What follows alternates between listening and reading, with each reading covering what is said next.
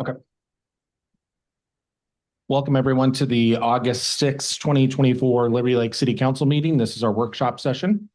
The mayor is here, but getting set up, so she'll be with us in just a moment here. We're going to start with the lighting standard amendments for participant and spectator sports. And I believe Lisa Key is going to walk us through this. Point of order. Yes. Roll call. Okay. Let's do a quick roll call. Lisa, stand by. Councilmember Van Orman. Here. Councilmember Kurtz. Present. Councilmember Ball. Here. Councilmember Cargill's here. Mayor's here. Councilmember Spencer. Present. Councilmember Dunn. Happy to be here. And Councilmember Kennedy. Present. All right, everyone here and accounted for. Fire away, Lisa. Thank you, Mayor, council members. First, I'm going to ask you to bear with me. I have a cold and I am having some problems controlling my coughing. So if I go off on a tangent, please forgive me. So we are here to workshop two proposed development code amendments that have been workshopped numerous times by the Planning Commission and have been through public hearing. The first of which is an amendment to the lighting standards that applies specifically for participant and spectator sports in certain zones. And this is a privately initiated, a privately initiated application. The applicant is Frontiera Development, who is representing Topgolf, as I'm sure you've seen from all the notices. I want to caution you that Topgolf has been present and has been participating in these workshops, and Planning Commission has been very clear all along that this amendment is not about a potential user. It's about an amendment to the code that can apply to other users within these specific zones. And so I want to kind of keep that at the forefront of our conversation. So specifically, the amendments that are being proposed are to amend standards for participant and spectator sports in the following zones: our mixed-use zones, which include M1 and M2, the commercial zones, which are C1, C2, and River District Commercial, and Light Industrial Zone.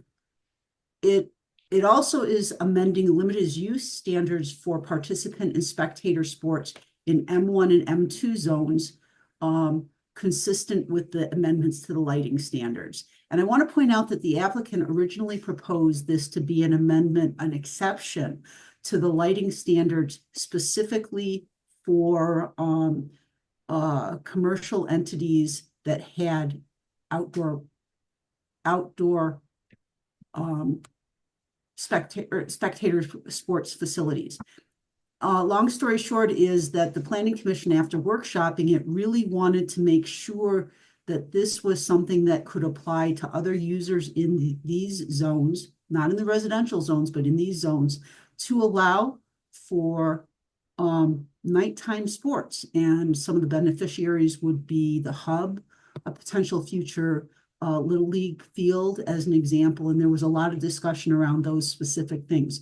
And so Planning Commission, through the course of a number of workshops and with the agreement of the applicant, actually really changed the proposal from what was originally submitted. So first of all, I want to take a moment to define for you what participant and spectator sports facilities are. This is from our Development Code 10.1c, and it participant sports and recreation use in which the sport or recreation is conducted within an enclosed structure or an outdoor facility.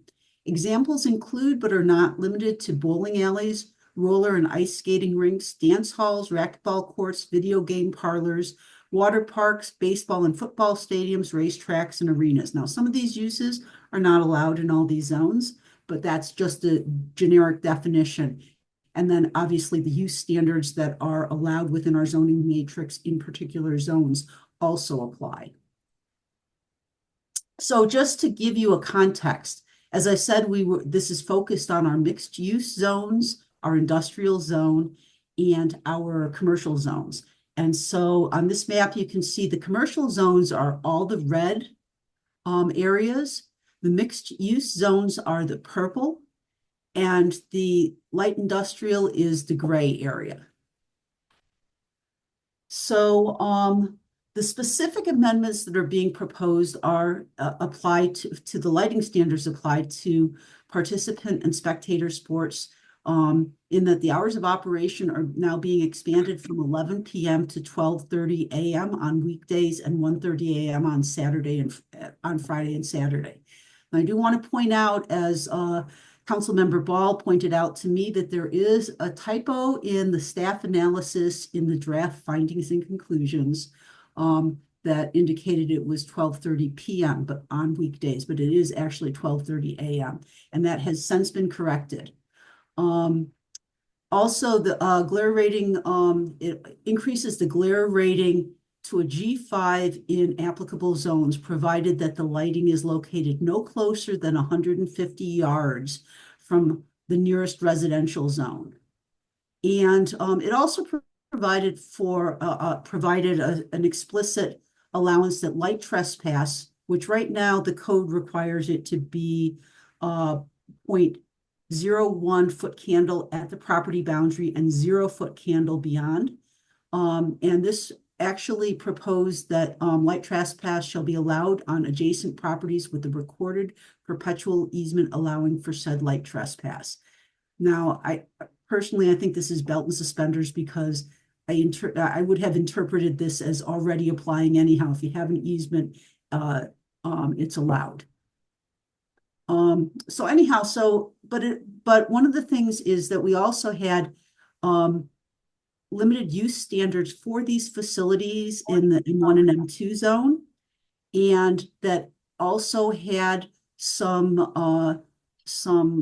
limitation of hours of operation. And so we needed to also make this consistent with the changes to the lighting standards. So we simply eliminated the limitations on hours of operation in those specific limited use standards, such that the hours of operation now addressed in the lighting standards would apply. So simple as that. So here's the procedural summary that I want to share with you. We did go through a series of workshops in April, in May, and in June. We did provide SEPA notices in late June, and the SEPA comment period ended on July 9th, 2024. That also was the end of the appeal period, since we received no SEPA comments. The Planning Commission hearing was held on the 10th, and they will be ratifying the findings, conclusions, and recommendations at tomorrow's special Planning Commission CEC joint meeting, so that you will have the ratified findings, conclusions, and recommendations in your packets for the hearing that is tentatively scheduled for 8/2024. Now, prior to preparing the staff report and prior to the Planning Commission hearing, we hadn't really received any comments on this. We did receive a couple of comments just prior to the Planning Commission meeting that we shared with the Planning Commission. One was from Jared Von Tobel, who indicated that he was in favor. Also, we heard from Phil Champlin with the Hub that this would be a beneficial amendment from his perspective as well. So that's kind of, and we did hear, of course, from the applicant's representative, and the applicant's attorney, all in support of this also. So I'm not going to read all of the relevant comp plan goals and policies. They are in the findings, conclusions, and recommendations. Some of these have to do with the process and public engagement. We certainly followed those. I want to point out that the Urban Design Policy 14, in an effort to preserve the value of the community's night sky, outdoor lighting should be downward facing and shall be limited in height, number, and intensity of fixtures needed to provide sufficient security and identification on residential, commercial, and other development. We also have Economic Development Policy number 4 to continue to support the startup, retention, expansion, and recruitment of businesses. And Economic Development Policy number 5 to provide consistent, fair, and timely regulations that are flexible, responsive, and effective. And so those were some of the things that kind of guided the planning commission as they were reviewing these amendments and kind of tweaking the policies or the language a little bit. At the planning commission hearing, the planning commission made the following findings, which they are recommending that you make these findings also.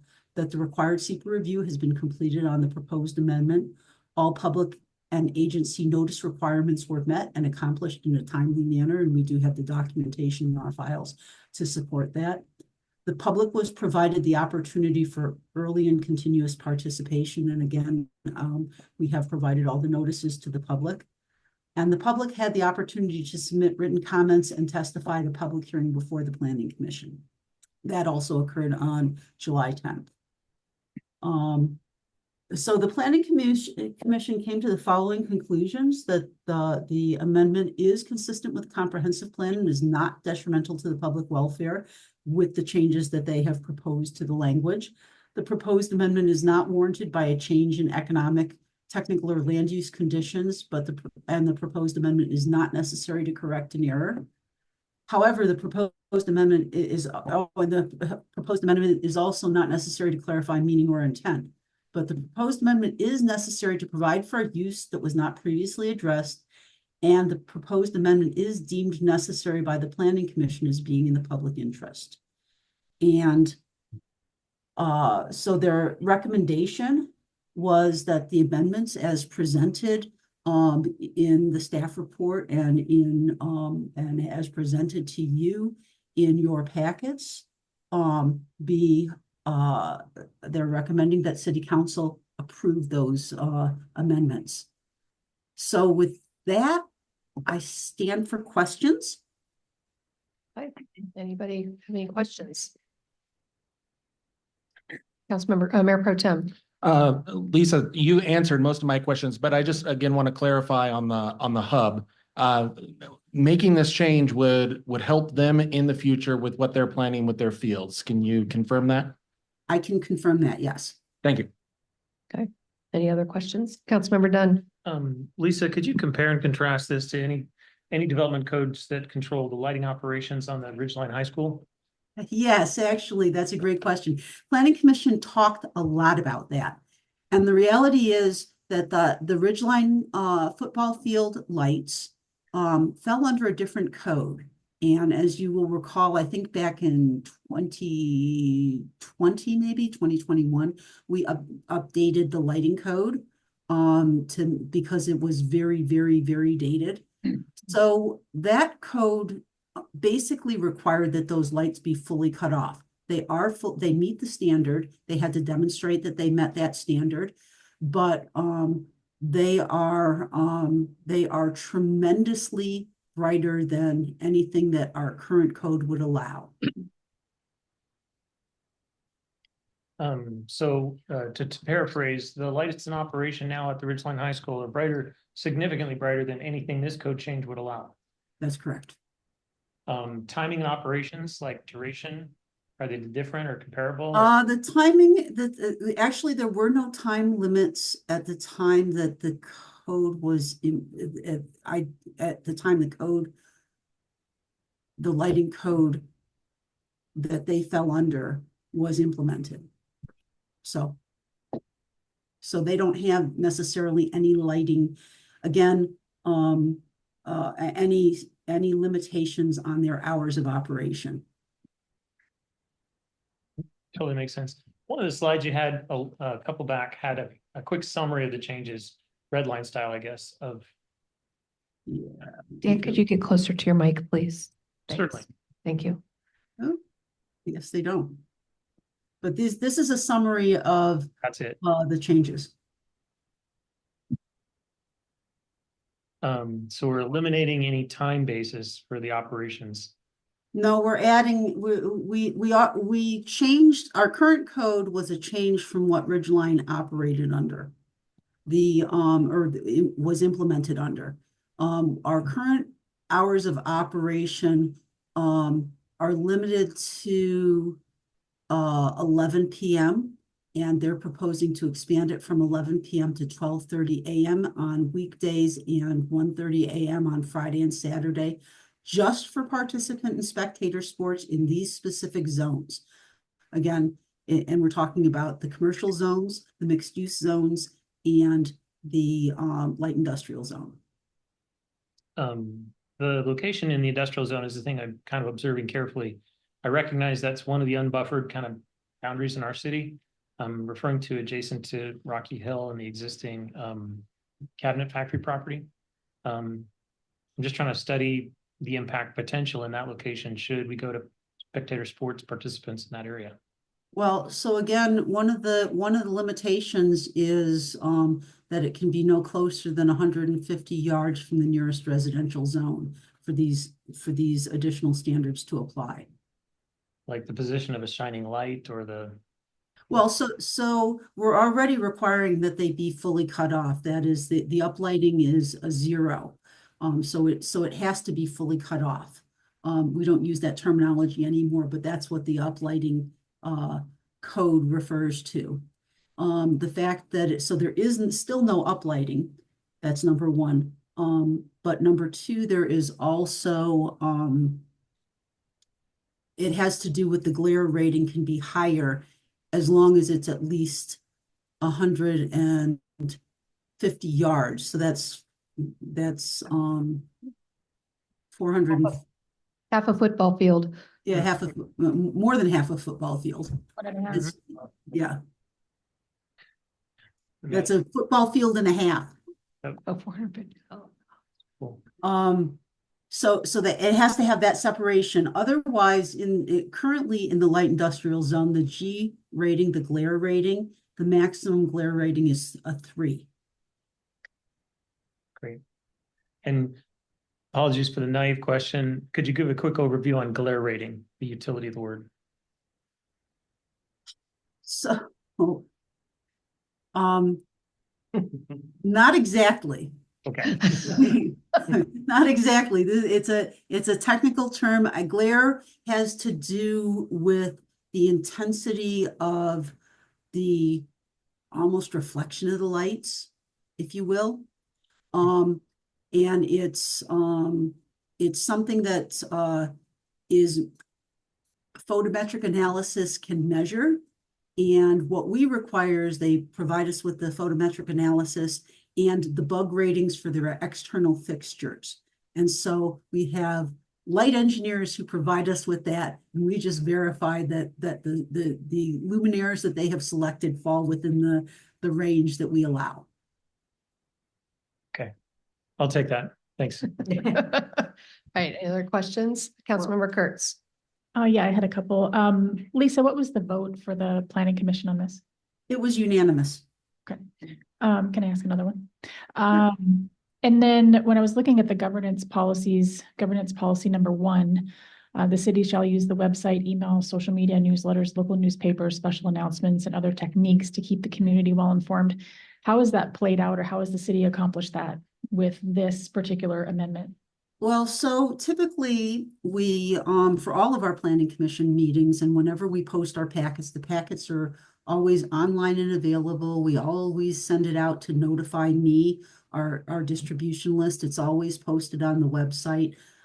We do notice these things at the library as well as at City Hall. So all of the workshops and the hearing were all noticed that way. The hearing was also noticed in the newspaper.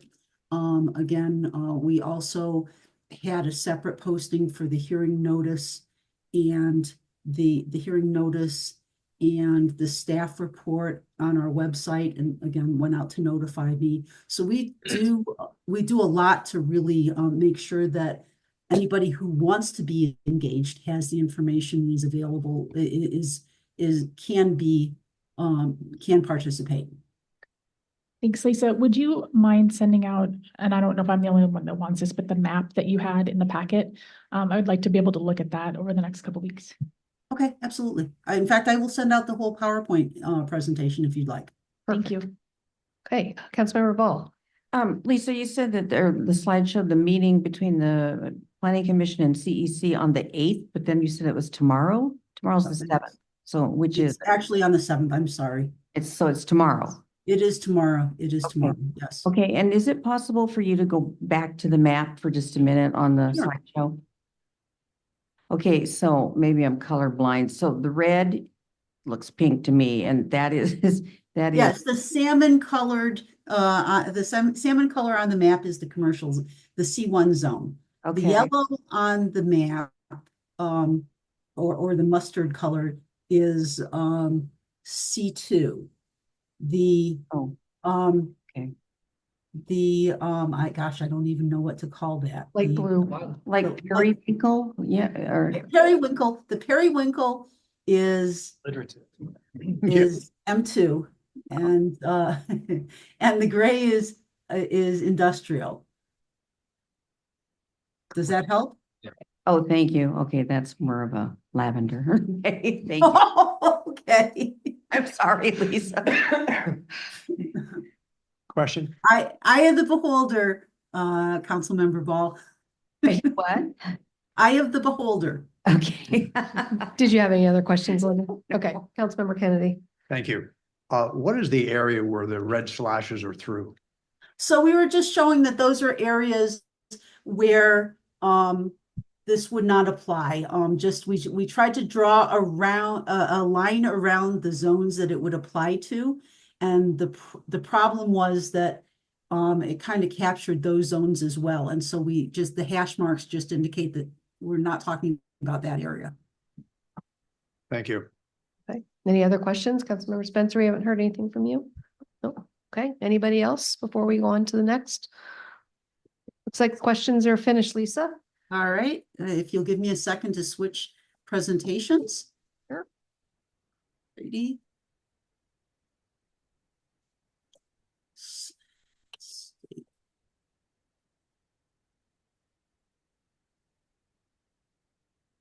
There we go.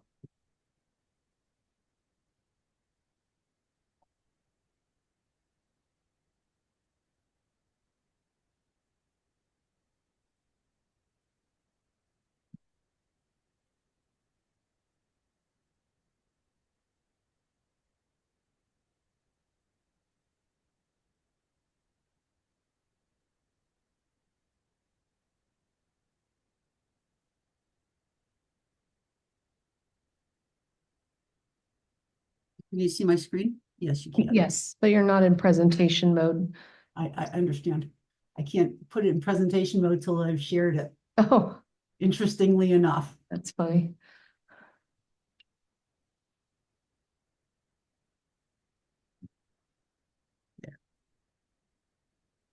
So the second workshop we have this evening, the second code amendment that the Planning Commission has workshopped is fueling stations as an accessory use in certain zones. And actually in this particular one, we're only focused on the commercial zones. So it's only C1, C2, and River District Commercial. And so I want to point out that this is a city-initiated amendment to deal with a use that we had not previously contemplated. And as much as I know that you have received some comments from people who are projecting what uses it may apply to, again, the Planning Commission, we worked a lot on the concept that this is a code amendment that could apply to multiple uses. And you'll see that actually, as we went through the course of our workshops, again, the Planning Commission recommended some additional changes to make sure that this was equitable across other uses. And so, I want to caution you on that. Again, the focus of this is the code amendment. And first of all, so our code right now does allow for gas station convenience stores as a limited use in the RDC and C2 zones. It does also allow them in the M1 zone, I will say, but the but is that in the M1 zone, it can only replace the M1 and M2 zones, it can only replace existing gas stations. So, but we're focusing specifically on the commercial zones, and currently the limited use standards for gas stations in the commercial zones, are that, underground storage tanks and stormwater disposal shall not be located within the 1,000-foot radius of a wellhead. Pump islands and other fuel dispensing tanks, e.g. propane, shall be located at least 25 feet from the right-of-way lines, and convenience stores and gas stations shall not exceed 8 pump sites, and the building footprint area for the convenience store shall not exceed 8,000 square feet per lot. A pump site is one dispenser, which may be double-sided. So that's what our code allows. And it's the only type of gas station our code currently allows is a gas station / convenience store. So in looking at the concept of accessory fueling stations, the proposed new use category is really looking at accessory fueling stations as a limited use in RDC, River District Commercial, C1 and C2. And it must be accessory to a permitted principal use within the zone. Now, one of the things that the Planning Commission was concerned about was that the one thing they didn't want to see was this open the door to truck stops, like you see on over in Idaho. And so they actually provided some language that exempted truck stops as an allowed principal use for this category. So again, to give you a context, we're only looking at the C1, C2, and River District Commercial. Now, the River District Commercial is the red with the hash lines on it, or the C1 is the yellow, and the C2 is the red all along the freeway there. So I want to point out that this slide actually has an error on it because this was one of the earlier versions. It has this fueling stations as an accessory use in M3 also as a limited use, but we're only proposing that this it be a limited use in C1 and C2, and does require a change to the zoning matrix to add this new category and list them as limited uses in those 2 categories. It also requires a change for fueling stations as an accessory use as a limited use in the RDC zone, in the River District zoning matrix. And these are the proposed limited use standards. You're going to see that they follow along very similar to the convenience store. Fueling station must be accessory to a principal use that is permitted within the zone, except that truck stops as their principal use shall be expressly prohibited. Underground storage tanks and stormwater disposal shall not be located within the 1,000-foot radius of a wellhead. Pump islands and other fuel dispensing tanks, e.g. propane, shall be located at least 25 feet from the right-of-way lines. And fueling stations shall not exceed 12 pump sites. A pump site is one dispenser, which may be double-sided. And we checked with a number of adjacent jurisdictions and found that this was typically the allowance was the 12 pumps, not the 8 pumps. We also talked about not creating a different standard for these accessory uses from gas and convenience stores. And so the Planning Commission also proposed that we increase the number of pumps to 12 pump sites for the gas / convenience store, which is also a limited use in the RDC, C1, and C2 zones. Again, here's our procedural summary.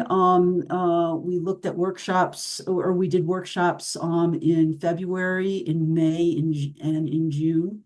Again, we followed a very similar procedure. I still have a wrong date up for ratification of recommendations. We did have our Planning Commission hearing on the 10th. They will be ratifying the recommendation tomorrow at their special meeting. And tentative, it's no longer tentative. We actually do have the City Council hearing scheduled for the 20th. Again, I'm not going to read all of the process goals, relevant comp plan goals and process goals associated with any land use amendment. But I do really want to, again, focus on economic development policy, continue to support the startup, retention, expansion, and recruitment of businesses. Our policy is more restrictive than that of many of the neighboring jurisdictions and does not allow for this concept of an accessory use, which can apply to a number of different types of uses, including fleet services. It could include grocery stores. It could include just a variety of other types of uses. But anyhow, so in terms of our economic development policy, continue to provide the support, startup, retention, expansion, recruitment of businesses, provide consistent, fair, and timely regulations that are flexible, responsive, and effective, and periodically review and update economic development techniques to provide a business climate conducive to new and startup businesses. So again, these were kind of some of the things that the Planning Commission weighed. And their recommended findings were, again, that SEPA review had been completed, and a public agency notice requirements were met and accomplished in a timely manner. Public was provided the opportunity for early and continuous participation, the same manner that we discussed in the other hearing. And the public had the opportunity to submit written comments and testify at a public hearing before the Planning Commission. We did also get some comments other than comments that were not relevant because they were talking about a specific user. We did get some comments in support of it, again, from Jared Von Tobel and also from a developer whose name is escaping me right now, but we did have a couple comments in support. Planning Commission at their hearing, their conclusions were that the amendment is consistent with the comp plan and is not detrimental to the public welfare. The amendment is warranted by a change in economic, technological, or land use conditions. The amendment is not necessary to correct an error. It is not necessary to clarify meaning or intent, but it is necessary to provide for a proposed use that was not previously addressed. And it is deemed necessary as being in the public interest. And again, the Planning Commission did recommend approval for the proposed amendments unanimously. So with that, I stand for questions. Councilmember Kennedy. Thank you, Mayor. Thank you, Lisa. One question, I guess, for two on clarification. Presently, our zoning allows for 8 pumps in an 8,000 square foot building. But I see the recommended change is going to 12 pumps for the 5,000 square foot building. Why the reduction of 3,000? It's not, it's, I'm sorry, that's a typo. That was a typo on the screen. It's not going to 5,000. So it is 8,000 square feet. It is 8,000 square feet. Yes, that's correct. Very good. Thank you. Okay, next. Councilmember Spencer. Thank you. So the accessory fueling station is essentially the use that we're attempting to add to these areas. Is that correct? Is that why it's all old? That is correct. But again, as I said, the other thing is that we're proposing to expand the number of pumps allowable in these zones for a convenience store / gas station as well to 12 pumps. Yeah, I just wanted to make sure that that was what was being added because I was thinking, well, we already have accessory fueling station up to 12, and I saw that we were upping it to 12 for gas stations and convenience stores. So I just wanted to clarify on that. Yeah, no, yeah, we don't have the accessory use concept in our code. Thank you. Councilmember Kurtz. Lisa, when I'm looking at the staff analysis regarding the truck stop, and then the last piece in there, it says no minimum size requirement for the primary use, thus it's possible a small development may be the primary use and not a large retail store. I guess the question about that, and then the phrase truck stop, and is there I feel like I know what a truck stop is, but I wonder if there's more specific concrete language about what that might be that would be better. Mhm. That's a good question. I can absolutely look at that. I'm not sure if there's a definition in our code or not, and we can look at that, and I could come up with some definitions prior to the hearing that you may want to include for an amendment. But really, if you think about and I can't even, Travel America truck stop over in Post Falls. That would be an example of what, that was in fact, the exact example that was raised by one of the planning commissioners. So Lisa, the legal definition of truck stop means a facility primarily engaged in the fueling of trucks and other commercial vehicles and the temporary accommodation of drivers that may include accessory maintenance facilities, hotels and motels, restaurants, and retail sales. That's something Bingo. to start with. Okay. Yeah, thank you. I don't have my code in front of me, so No, it's okay. I've got a couple pages open here. thank you. Question. Yes. Is that definition, Lisa, common knowledge or term of art that we don't need to include it in our definitions, for our development code? So Mayor, you were reading from 10.1C, correct? Our definitions? No, that from Law Insider, that's a Law Insider dictionary. That would be what I would consider to be the common law definition for sure. I mean, that was spot on. So if, as I said, I'm not sure whether we have it in our code or not, in our definitions, but if not, I will certainly have on the ready that definition for you. Yeah. We're using strong language and saying expressly prohibited, so it would make sense that it would be included. Yeah. And Absolutely. have it be, but I think a little bit more broad than narrow Yes. for some Okay. flexibility. All right, Mayor Pro Tem. Lisa, quick question on the conclusions page. I think it was 2 pages back. Okay.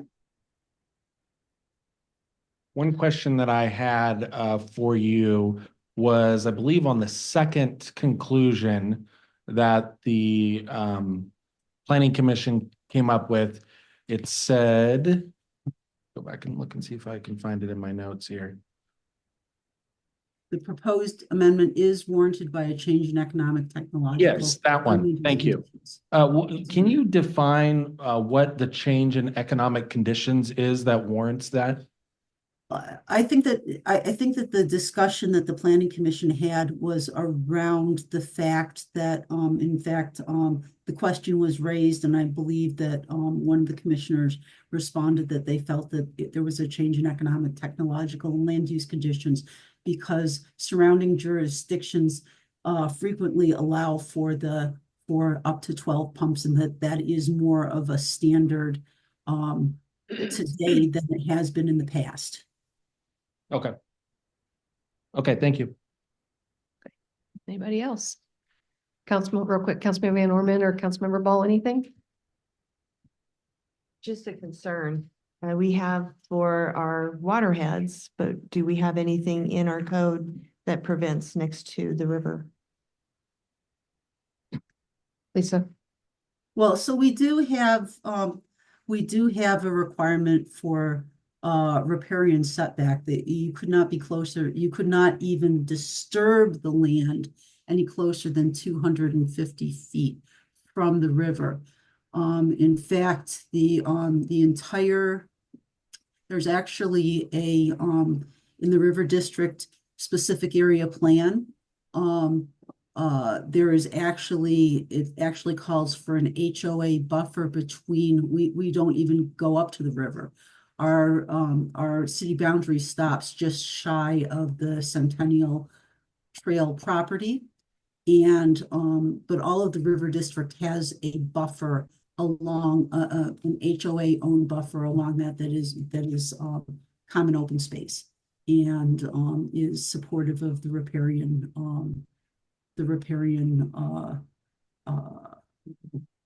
environment. So we've got a 250 and 1,000 for our wellheads. Again, they would still have to go through a SEPA process. I mean, there's not an RDC zone anywhere, or this only applies in the RDC zones, and there's nothing that's anywhere close to that. If I could go back to the map. Yeah, I just saw it along the red area. I'm sorry, that's salmon. Salmon. Sorry, salmon. Okay, so that's, We're talking about the same. There is I-90 right-of-way is intervening, and the I-90 right-of-way is something to the tune of 300 feet So, I mean, that's certainly something that we could add to it. It's nothing that we have even as it relates to gas stations, but I'm sure that it would be something that would be considered as part of the environmental review for any of the underground tanks or whatnot. Right. Like we said, we do one for we, two for all. So just looking at the whole context. Thanks. Sure. All right, before we go back around, Linda, anything? What about the aquifer, Lisa? I mean, is it going to be detrimental? Well, so they already have to go through ecology. They already have some pretty high standards. Yes, the entire city is under, the aquifer is underneath almost the entire city. Right. They have to meet standards for underground storage tanks, et cetera. They're pretty stringent standards. And so yeah, that is something that ecology looks at in the permitting of them. They do have secondary and tertiary containment required for those underground storage tanks. So it's not it's not like there's not consideration given to that, but that's not within our regulatory framework. That rests with ecology. Thank you. Okay, Councilmember Kurtz. So I have a question, and I feel like it's related, but it might be off topic because we're talking about this specific potential permitted use across the city. But when I'm looking at this and thinking about what could be with an unnamed applicant and the fact that it has multiple potential uses with this one change, and that once we make this amendment, we don't go back. This is everywhere forever. I heard somewhere that there was a traffic study that is being done. Is that accurate or not? So we do have an application. It is going through a scoping process for a traffic study related to a potential user. So yes, that is underway. We haven't seen any results. All we have seen is a scope. Okay. And we provided comments on it. There hasn't even been an approved scope for that yet. So I think for me, when I'm making a decision on this one particular specific thing that applies to all of these areas, but could have a potential traffic impact if this is the same applicant that's doing the traffic study, I feel like I would really want to understand that impact before making a zoning decision that opens things up. And I'm wondering if it's possible to do that. So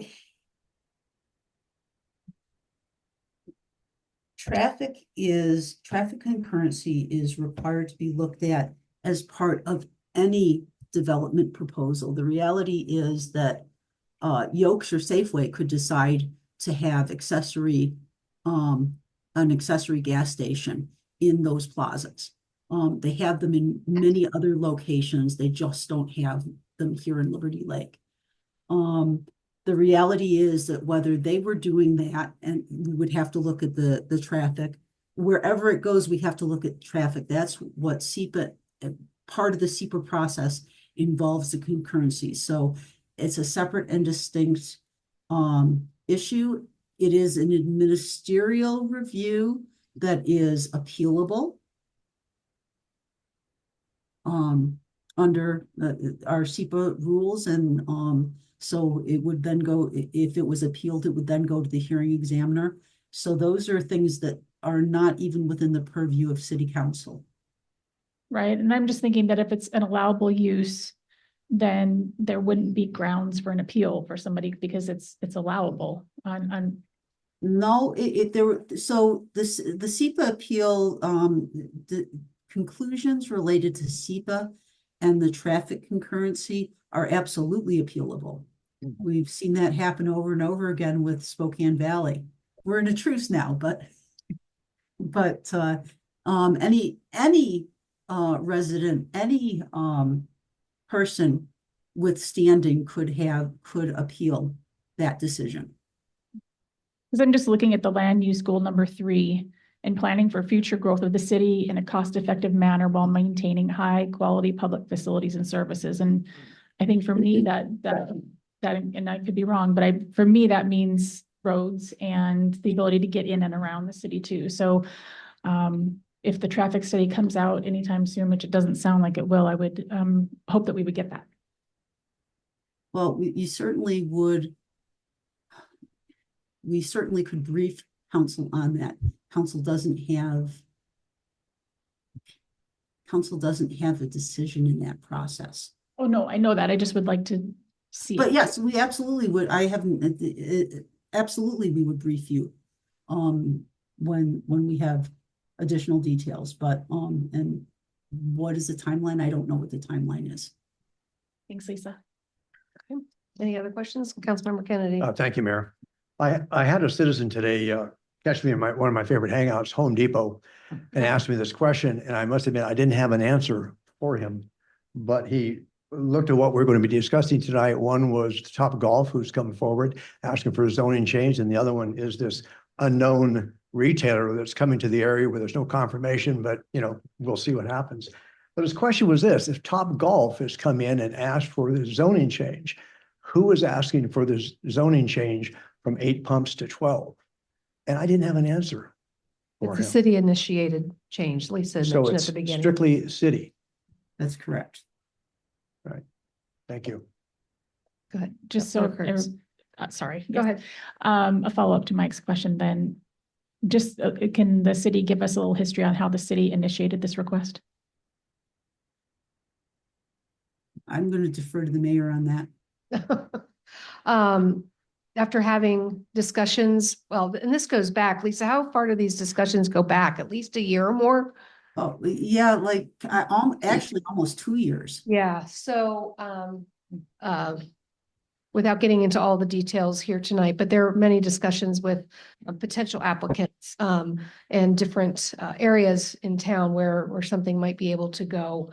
And, and this was, the ability to put 4 additional sets of pumps in, was one of the crucial things to their project. And seeing that it would be a huge economic impact, on a positive note to the city. We talked about it, and I agreed for the city to go ahead and bring that change forward, which we can do. Developers can bring them, individual applicants. There's several different ways this can come forward.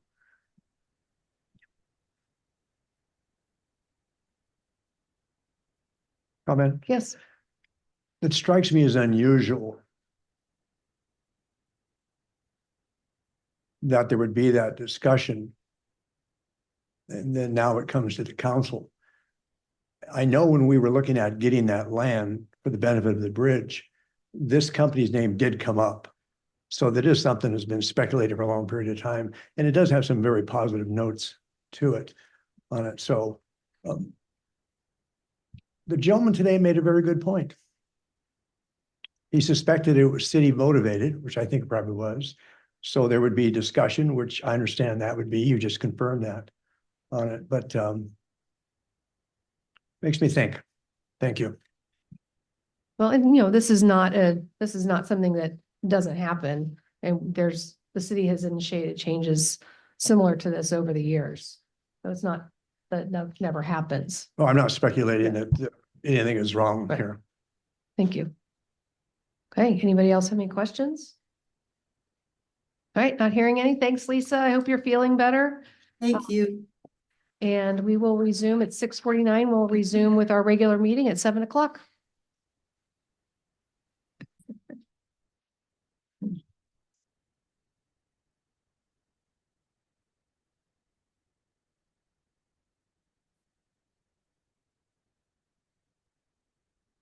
Okay.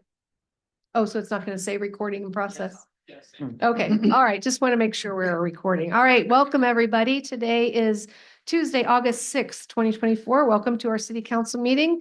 Looks like we have all of our council members here in chambers, and as well as some staff and some people remote from staff. So we are going to go ahead and start the meeting with the invocation, which I'll give, followed by the Pledge of Allegiance. So please join us.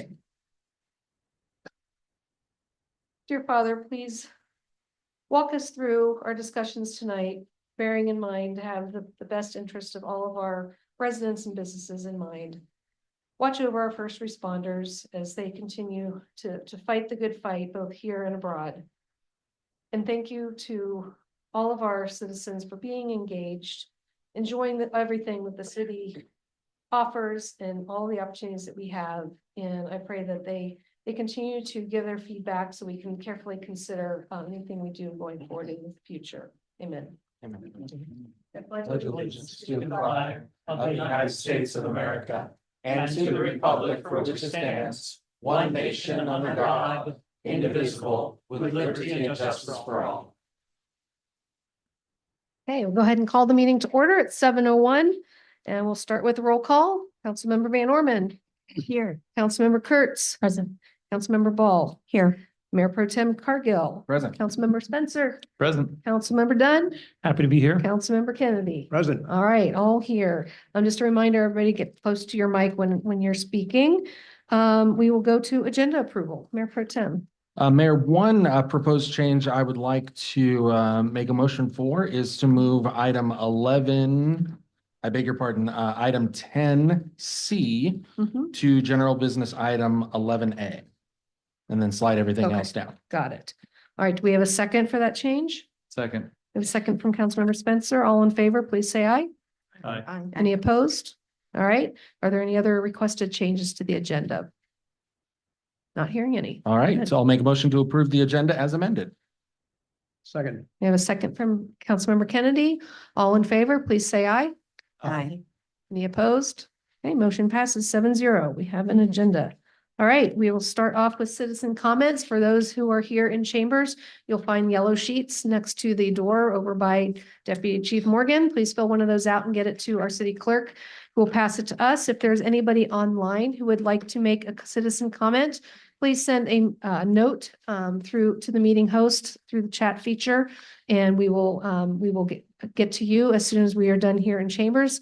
Just a reminder of the rules, 3-minute limit, any topic. Please remain respectful, and I will cut you off at 3 minutes. It's just the fair thing to do, and we please do ask that don't do anything to disrupt the meeting. So we'll go ahead and start. I've got Mark Saba. Welcome.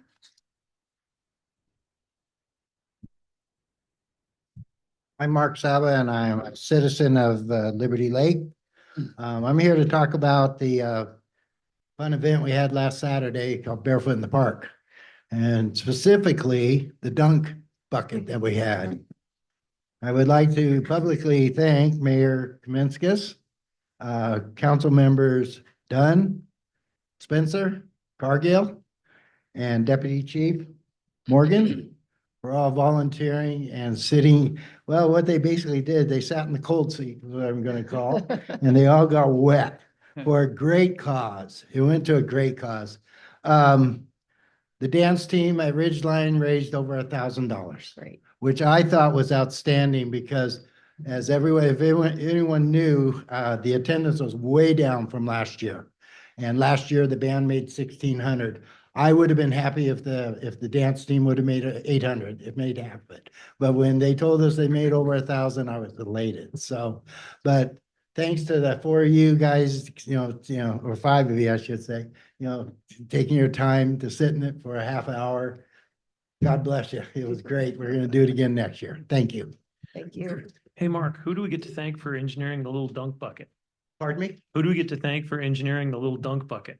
Who put that together? City staff. City That's what I'm staff. talking about. Yep. That thing was a marvel. I mean, Yeah. Oh, yeah. Yeah. That was cool. Yeah, we can't do a real dunk tank due to liability because of reasons. So liabilities, this but works out really It works well. out great.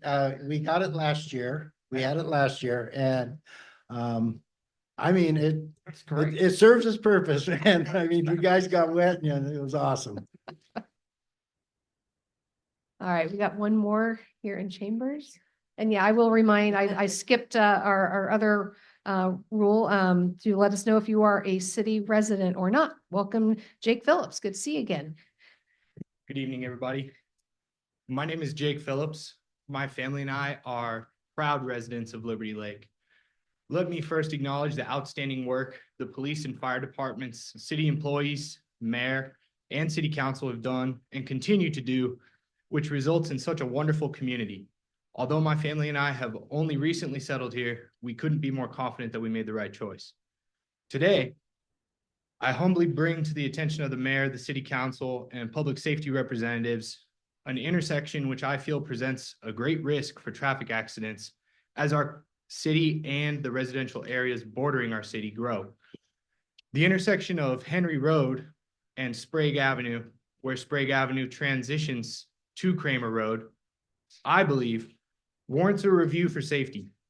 This intersection feels unsafe.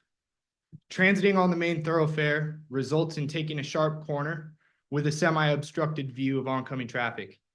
At the same time, the stop sign for Henry Road is set so far back from the intersection that drivers are unable to see without easing forward into a position much closer to the Kramer and Sprague Road than might be considered safe. Beyond vehicle collisions, this intersection is frequented by pedestrians and bicyclists. I recognize that just because something feels unsafe doesn't mean it warrants remediation action from authorities. I researched the Washington Department of Transportation collision database and discovered there has only been one reported collision at this intersection from the 5th of August of 2021 to the 5th of August of 2024. However, as our community evolves and the population increases, I am concerned that this intersection will become hazardous, not to mention the increased risk during inclement weather.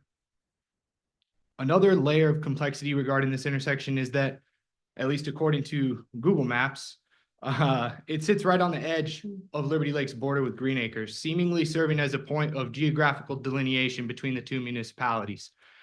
I am aware of the joint planning interlocal agreement between our city and Spokane Valley, but it is unclear whether a similar agreement exists between Green Acres and Liberty Lake. I read an article in one of the local newspapers a few months back that referenced the proactive planning and management of Liberty Lake's roadways. I think that looking around our city, it is clear the approach is working. That being said, I am respectfully requesting that key stakeholders concerning traffic safety assess this intersection. As I am not a traffic engineer, nor does the data support the necessity to take immediate action, all I can ask is for this intersection to be evaluated by competent authorities to determine whether the current traffic pattern and controls pose a genuine safety risk when factoring in our growing population. Thank you very much for your time and consideration. Thank you. We usually don't respond, but I will let you know we are already looking at that. It is complicated by the fact that the county owns 2 of those legs. So we are looking at it. Our new public works director starts in about a week.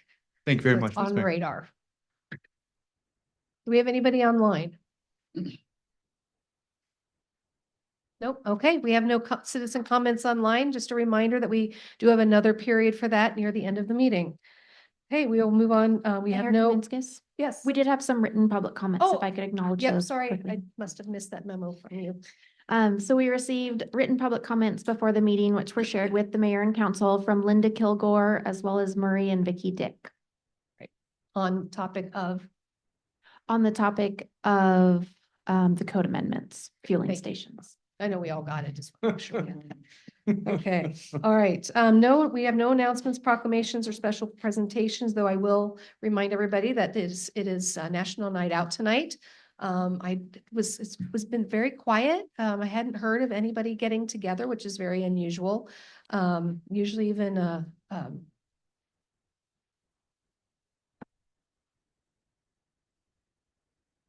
I'm totally losing my word. Our senior community, Tritina has one, usually every year. I didn't even hear from them. So, Mayor, yes. sir. I believe there was one being organized over at River Rock Park Oh, great. in our area, Good. River Okay. District, so. Super. And I know we had talked before about trying to get a meeting outside for this. We weren't able to do it quite yet, but we are working on the logistics part of that with regards to all the microphones. So look for more information on that soon. So we're hoping maybe in September.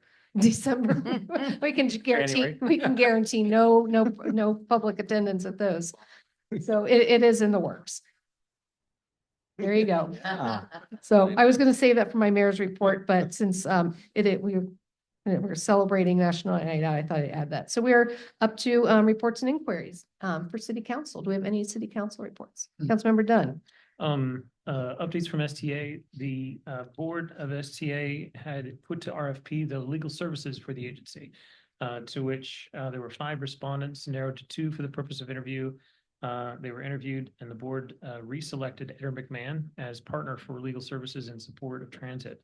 It was actually a very interesting experience to witness municipal attorney selection, RFP processes and appropriate questions in that serving. Transit is a unique animal in terms of services in support of legal. Important words and distinction, common carrier, standards of care, other effects that not many people do. But we're very lucky that here in Spokane, Eder McMahon and specifically Megan Clark is in support of STA. Later on the same day, I was able to arrange for a meeting with Mark, Lisa, and also 2 of Lisa's staff members, Amy and Lance, I believe, at STA to discuss and review development and land use within the city of Liberty Lake and how STA supports it in long-term in support of transit. I was really grateful for staff's time to be able to explore and explain what is the undeveloped properties within our community. And it was actually beautiful to watch Lisa be able to explain, even just off the cuff, how there is nearly 2,000 additional dwelling units reasonably within the next permitting, I'm going to say foreseeable future, that will be added to our community. So how those additional residential housing units are going to be supported, our roads, our streets, and especially transit, I thought was really interesting to understand. I think specifically, Lisa identified some really important opportunities to connect STA's strategic planning, Connect 2035 by its name, with our upcoming overhaul of the Liberty Lake Comprehensive Plan. Lisa, would you want to comment on that a little bit? Put you on the spot. Sure, I thought it was a very useful meeting with STA. We had a really good conversation related to some of the things that we're going to be looking at as required by revised growth management issues, how we may be able to engage STA and get some of their input on how we can achieve some of our climate resiliency goals, reduction in vehicle miles traveled, et cetera.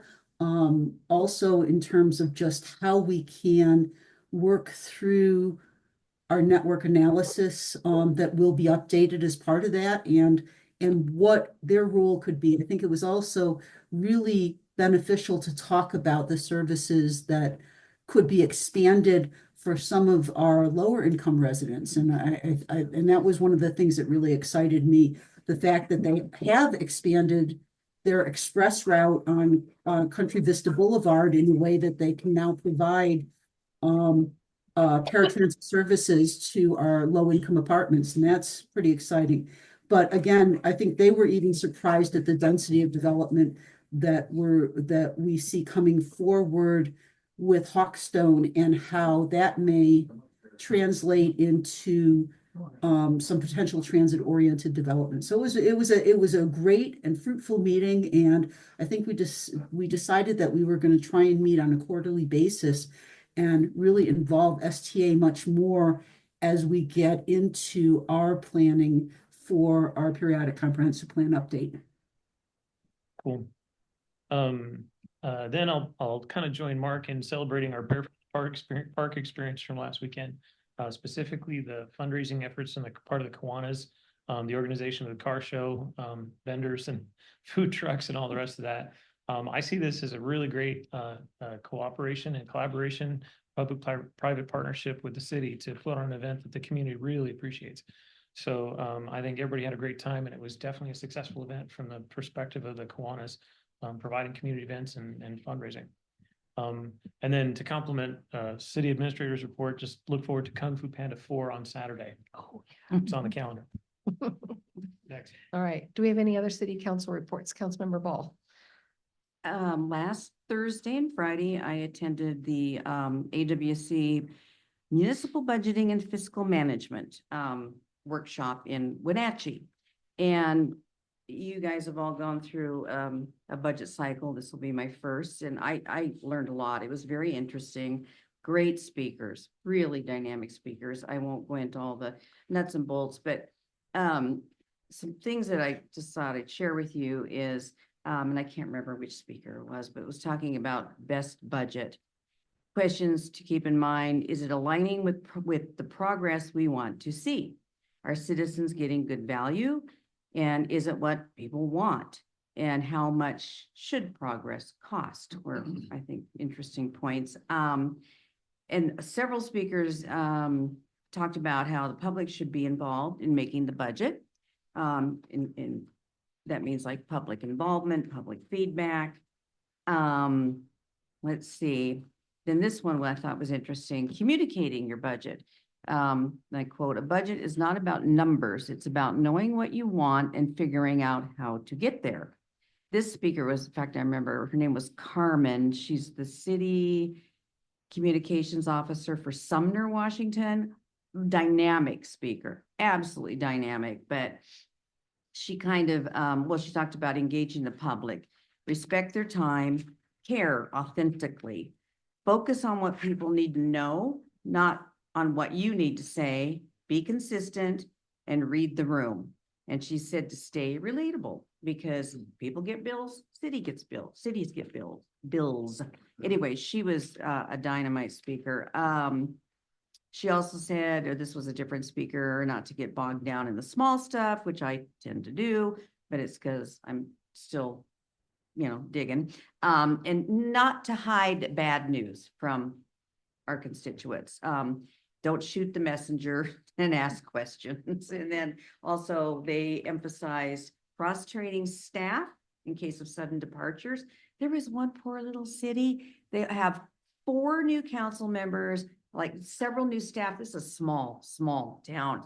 So there's no institutional knowledge. And it's like, they're all, they're in kind of freak out mode.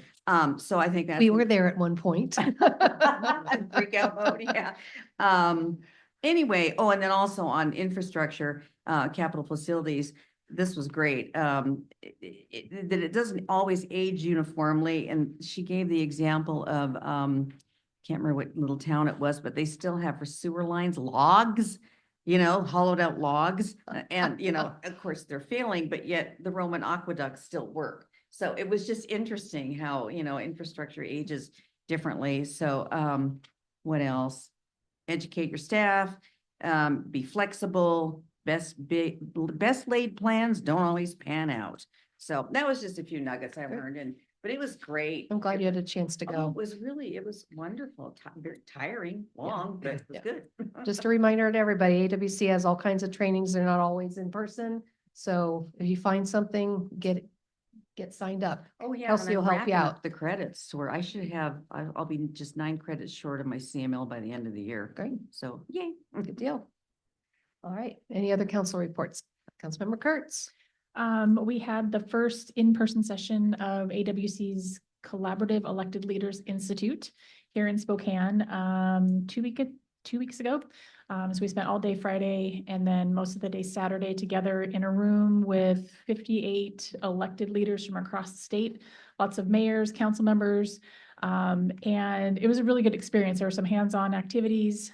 There was time for us to connect about some of our shared experiences, some of the shared problems, some of our shared wishes for cities across the state.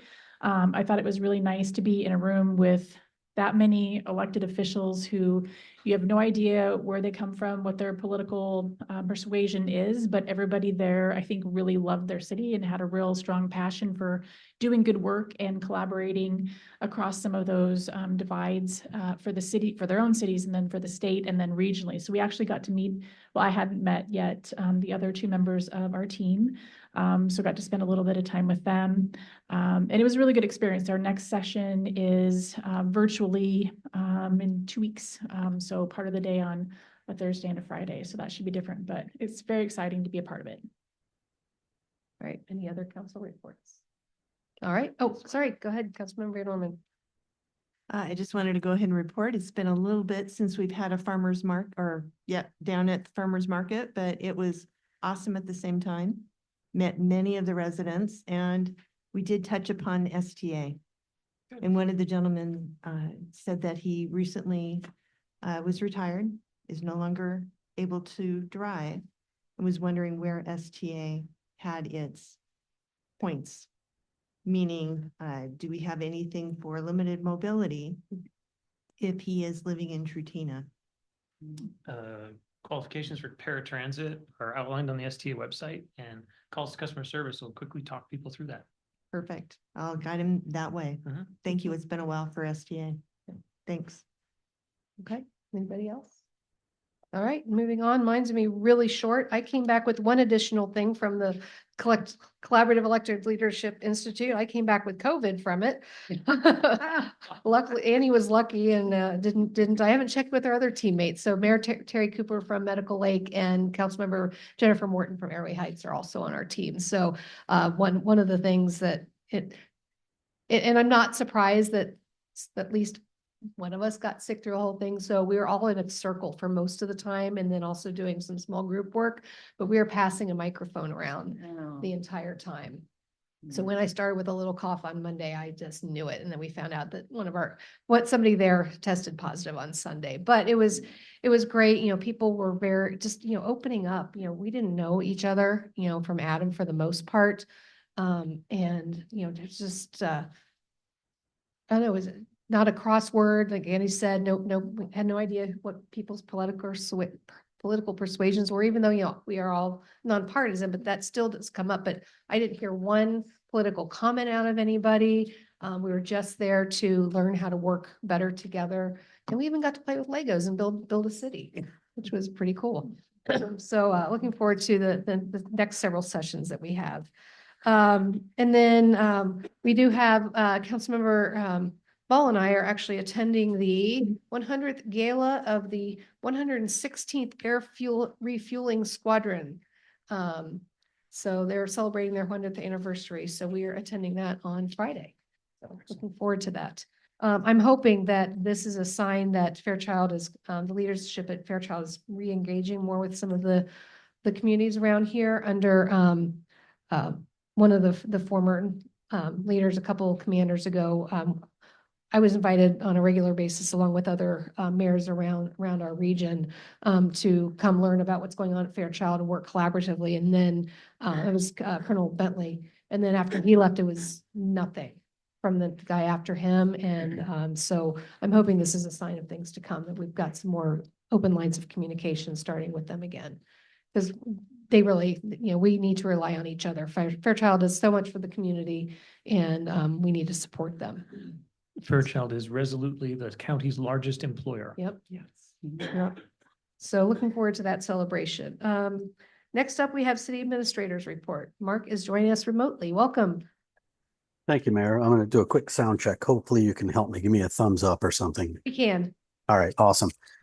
So I want to start off after Councilmember Ball's briefing to let you know that as we transition, and this isn't on the agenda for my report, but I was inspired by her report to let you know that as we transition into our priority-based budgeting system, and I promise you that I did not pay her to make those comments, but after hearing me say this, you might think that I had. You will see all of those principles that she shared and more be accomplished through that transition. And so it's an exciting time, and you'll be hearing more about that as we get deeper into the budget season. So if you look at the events and reminders, you've got about 34 minutes left to get your ballot to the ballot box. It is primary election day. And so if you have not voted and you're listening and this is your final reminder to get that over there, you still have a few minutes to do that. It was mentioned before, but I wanted to point out that it is also National Night Out, and that's not only to help to queue up the chief's briefing later in my report, but also I think to challenge and encourage us to look possibly at doing something more proactively next year to help support National Night Out and just the relationship between the community and the police. We've got that sprinkled throughout our strategic plan, and it's a very important initiative. And so we'll look at, and we have a year to implement something to be ready for next first Tuesday in August. next week, next Thursday is City Hall Selfie Day. And so the staff will be engaged in this, but I'm going to also invite the council to come back to City Hall sometime during Thursday. Can be individually if you're busy. Of course, we understand that. But we'd like to participate and build some awareness of some of the things that we've got going on at City Hall, particularly our budget engagement, which I'll mention down below. And I'll have David send something out to remind everybody. But we're looking forward to that as well. As we get deeper into this, Shakespeare in the Park is coming up on August 17th. And I'll use this as an opportunity. That's going to be at Pavilion Park. I'll use this as an opportunity to plug again the Liberty Lake Deep Dive podcast. The interview with the leader of the Shakespeare in the Park troupe dropped today. And so if you haven't listened to that episode, check it out. It's great information. It's a good interview. And then stick around and explore some of the other episodes that are on various topics that David has done over the last year or so on our podcast. And then finally, we're looking forward again at the end of this month to the Lud Kramer Memorial Concert, also at Pavilion Park. Great event, great way to round out the summer season. And so we're looking forward to that. Any questions about our reminders? I don't see any. All right, so moving on, I'm going to ask Kelsey to provide the Q2 donation report. Kelsey? Thank you, Mark. Mayor and Council, I provided you with a printout of the second quarter donations for 2024. At the top, you'll see the cash donation that you all had the opportunity to approve in May, which was earmarked for going towards the Police Department Motor Unit Program. You'll also see a couple of gift card donations, one from Children's Choice Dental and another from Numerica Credit Union that went towards the Touch a Truck event to provide ice, water, and popsicles. We also received an annual donation of tomato and pepper plants from a community member, Holly Hansel. And then lastly, PD was lucky enough to receive some donuts, cookies, and coffee. So if there aren't any questions, I'll pass it back to Mark. Questions? Okay. All right, and with that, we'll transition over to the second quarter financial report, and Kyle is going to deliver that for you this evening.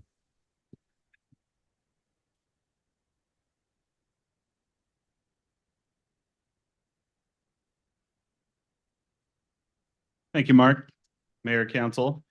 So we'll hit some of the highlights when Evan cues up our presentation of the first half of 2024. Next slide, please. So I think we're all pretty used to this format. We really hit the high notes on the revenue side with property tax, sales and use tax, permits and planning. We'll go through a couple of others, but I just wanted to just reiterate that first half of 2024 has gone largely as planned.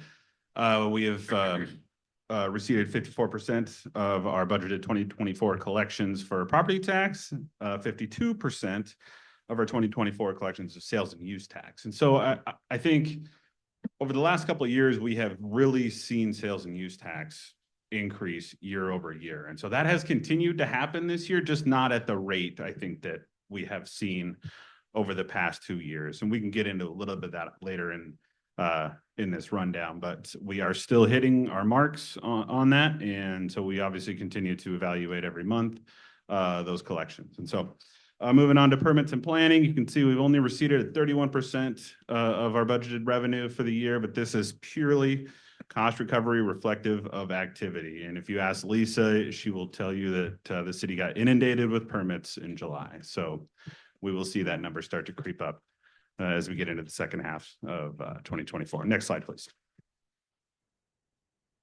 On the expense side, we are exactly where we want to be. 32% of the annual budget has been expended through the first 6 months of 2024. We haven't had any major unplanned expenses. Salary numbers we're right where we need to be. And so this is really where we want to see. We don't want to see 50% in June. So we're right where we want to be right now. So with that, you can see at the bottom, we are ending the first half of 2024 with $8.45 million. And so I always like to give you guys a 5-year look back of where we were at this point over the last 5 years. And you can see we have made considerable increases in our reserve over the last 5 years. And that's indicative of our increased sales and use tax and this consistent focus on cost savings wherever we can, not spending every last dollar that is budgeted. So next slide, please. So we will dive into streets later on tonight with a first read of an ordinance regarding the utility tax. And so we have collected far and away more utility tax than we have planned to already in 2024. A couple of reasons for that. So when we implemented the Transportation Benefit District sales tax, our hope was to have that start in January. Department of Revenue started that collection in April. We saw our first disbursement from them in June. So our goalpost got shifted once we saw that rollout and knew that we had to have the data before we had reduced or eliminated, because we have to make sure the mechanism works before we make any decisions with utility tax. So we do have, as of today, 2 months of data. We are right about 67,000 a month collections with our TBD sales tax. That's exactly where we want to be. The mechanism is working. And so obviously our last step in this transition for 2024 is to make some decisions regarding the utility tax. So as you can see, our ending balance for June, we're at 850,000. You were a little bit more than what we're used to. And as you can see, we're in a great spot for a soft landing regarding this transition. So next slide, please. Real estate excise tax, we have not really started any of our major projects yet. We've done some design work, and so those are starting up. And so not a whole lot to report. This is basically status quo for both of these. We will have Appleway, Mission, and to an extent, Sprague overlay prep in the second half of 2024. And at some point in the next month or so, we'll come back with some potential path forward on a storage building for Orchard Park. Next slide, please. So we did a little bit of a deep dive on golf operations at our first quarter report, really kind of signaling a transition of what we consider park maintenance that is attributed to the Parks Department, reallocating that into the golf operations fund starting in 2025. And so with that, you can see our revenue has really spiked in 2024. This is exactly what we needed to see, really, to justify our improvements, justify the cost increases. And so we are performing great in terms of revenue for the golf course. The simulators have already surpassed $50,000 for the year. So we anticipate that payback in a little over 3 years for the simulator cost. So that is a very encouraging sign for the first half of 2024 for the golf course. And so as you can see, we have an ending balance of $448,000. I think we all know that is earmarked for bond repayment to the greatest extent that we can. So some things to look forward to. We are in the thick of golf season, and so they are just going gangbusters over there right now. We anticipate that to continue really until school starts. We'll see a little bit of a dip once school starts, and then really I think we transition into winter season probably mid-October, I'd say. And so with that, next slide. I think we're all used to this little graph here. So this is a snapshot of all of our departments, all of our major revenues, and really where we stand through the first 6 months. And so before we'll dive into the city's investment performance and policies here in a little bit, but I'll stand for any questions on the first half of 2024 before. Questions for Kyle so far? Councilmember Ball? Okay, let me find it.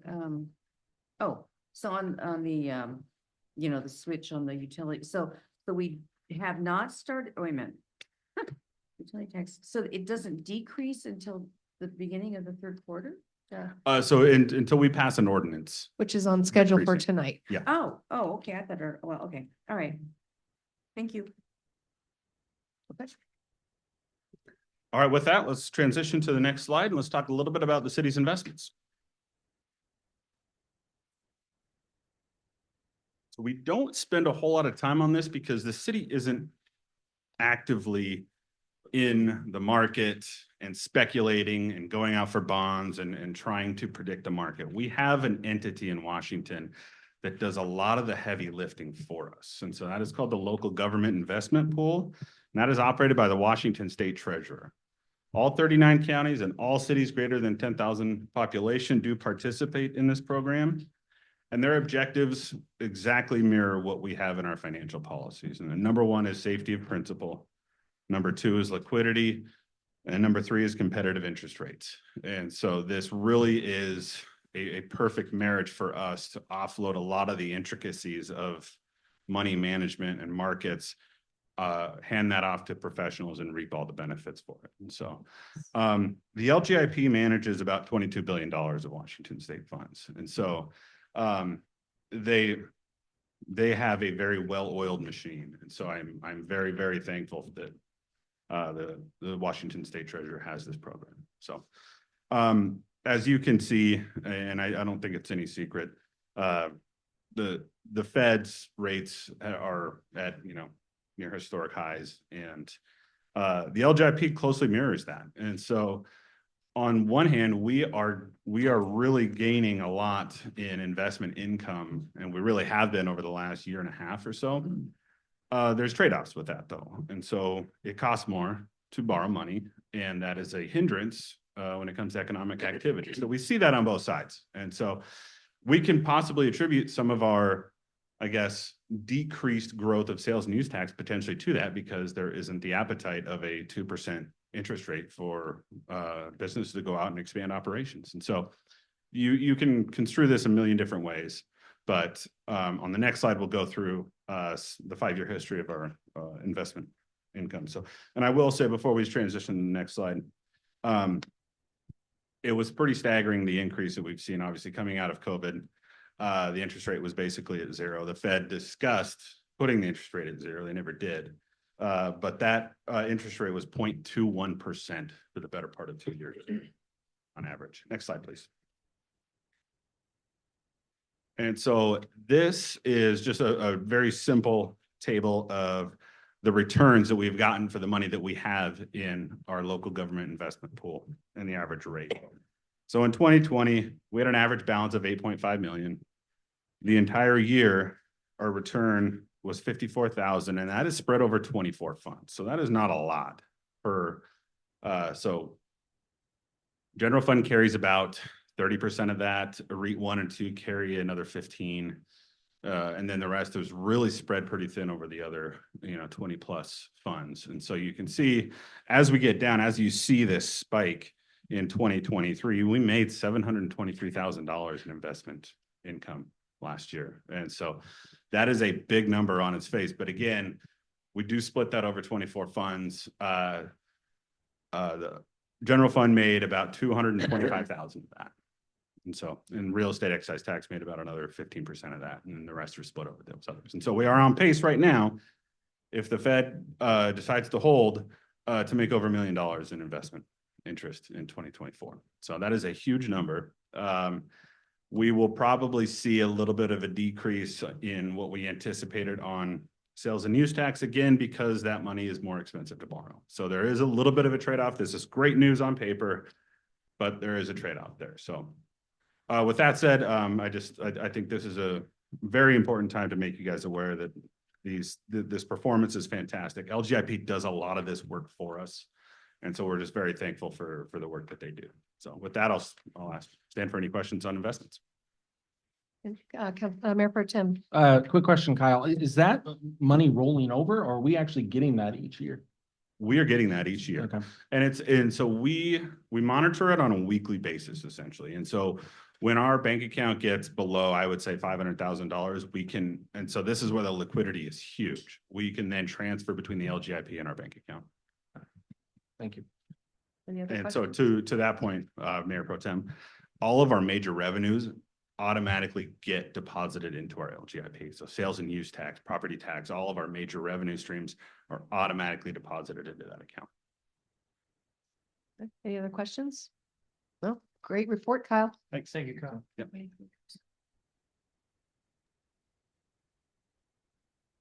All right, moving on. Last week or within the last week, you should have all received an emailed version of the 2023 crime report, which is a statewide report that is published by the Washington Sheriffs and Police Chiefs Association. And I've asked Chief Simmons to come and give a Liberty Lake centric version of that information for you. And so with that, I'm going to turn it over to Chief Simmons. Thank you, Mark. Can everyone hear me? Yes. Awesome. Good evening, Madam Mayor, members of the council, and wonderful citizens of Liberty Lake. I just wanted to take a few minutes to brief you on some of the data that was gleaned in the 2023 Crime in Washington report, which is a report that is put out by the Washington Association of Sheriffs and Chiefs of Police. Next slide, please.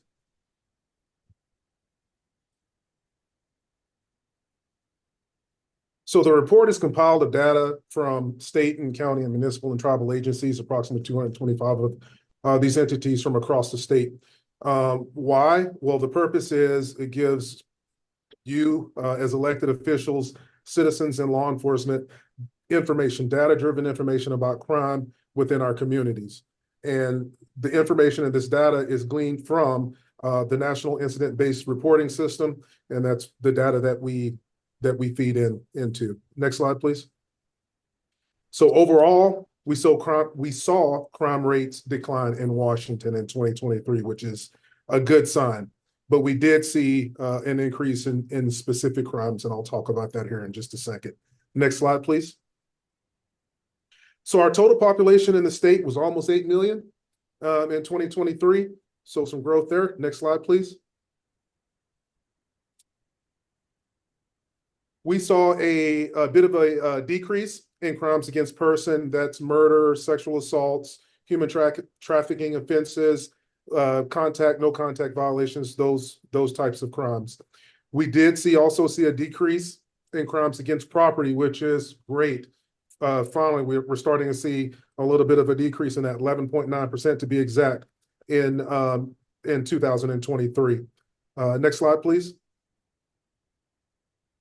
But we did see an increase in crimes against society, which are drug-related offenses, gambling, pornography, prostitution, weapons violations, so forth and so on. So we did see a little bit of a dramatic increase in those types of crimes in the state of Washington in 2023. Violent crimes, good news, decreased by 5.5%. We saw a decrease in murders by 5.8%. I know that was a hot topic for a while. We did see a dramatic increase in murders over a couple of years in Washington, and finally there's been a decrease there. But unfortunately, when we start talking about numbers, domestic violence offenses made up almost 50% of our crimes against person offenses in the state of Washington in 2023. Next slide, please. So as far as Liberty Lake, we reported 649 offenses. 104 of those were cleared. That's 16%. 67 adult arrests and 7 juvenile arrests. The average clearance rate differs, and this is overall.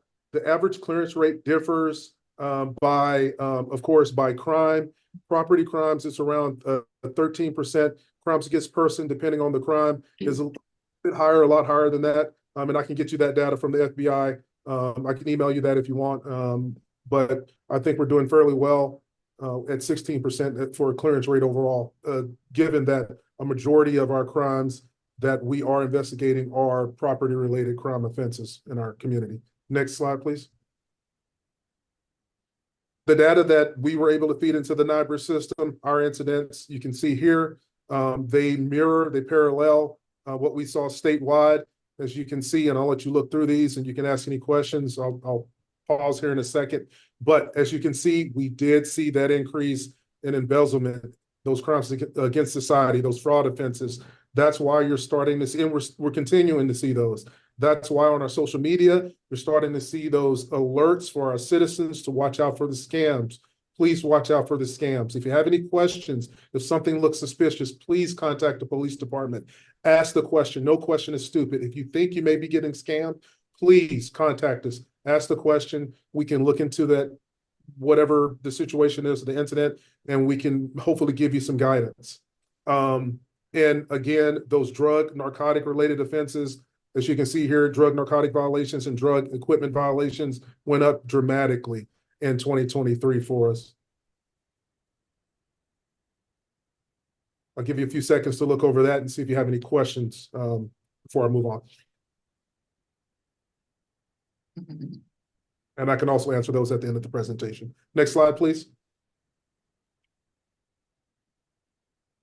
Big thing that I want to point out, you've heard Chief Soto talk about the dramatic increase in incidents that the fire department has seen, the Spokane Valley Fire Department has seen.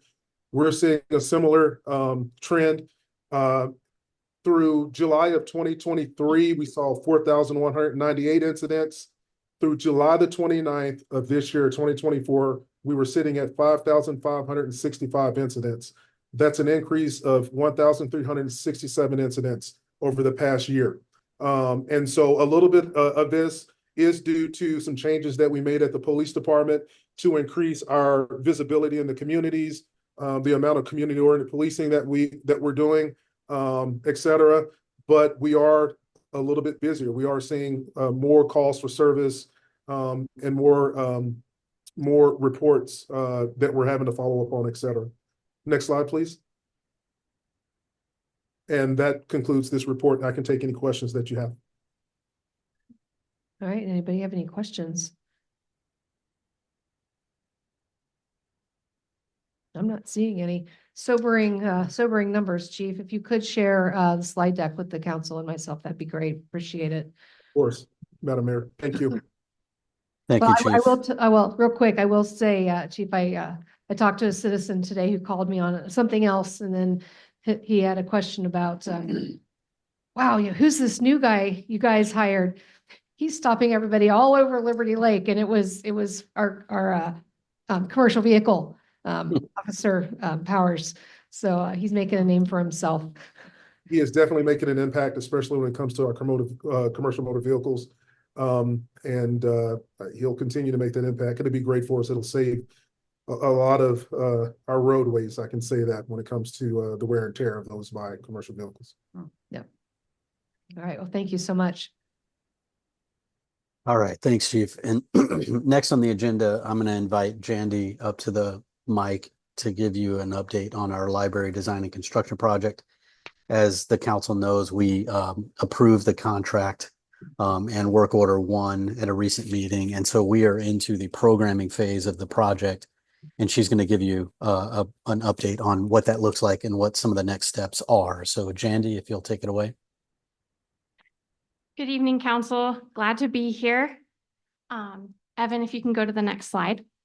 So I'm going to start with our current project timeline. So through July and August, we're working on our initial design. This is our design from 30,000 feet in the air to kind of just give us an idea of cost estimates. So our plan is to start that design. Through the month of August, we're going to be doing some community input surveys that I'm going to talk a little bit more about. And then we're hoping to come back to you guys on September 17th and October 1st with some recommendations for the budget. We're planning to give you 3 different kind of designs, and then you can take a look through those and set a budget. Our goal is to go to the project review committee on October 21st, 2024. So that's just an overview of our programming phase of the timeline. Next slide. So I wanted to talk to you guys a little bit more about the community input surveys that we're doing this month. We kind of have a mixed bag of what we're doing. On Friday, we launched our digital survey to the community. We also have this survey available on paper. It's 12 questions long, 10 kind of more multiple choice choose options, and then 2 different questions that kind of give them opportunities to just give feedback on what they'd like to see in the new library.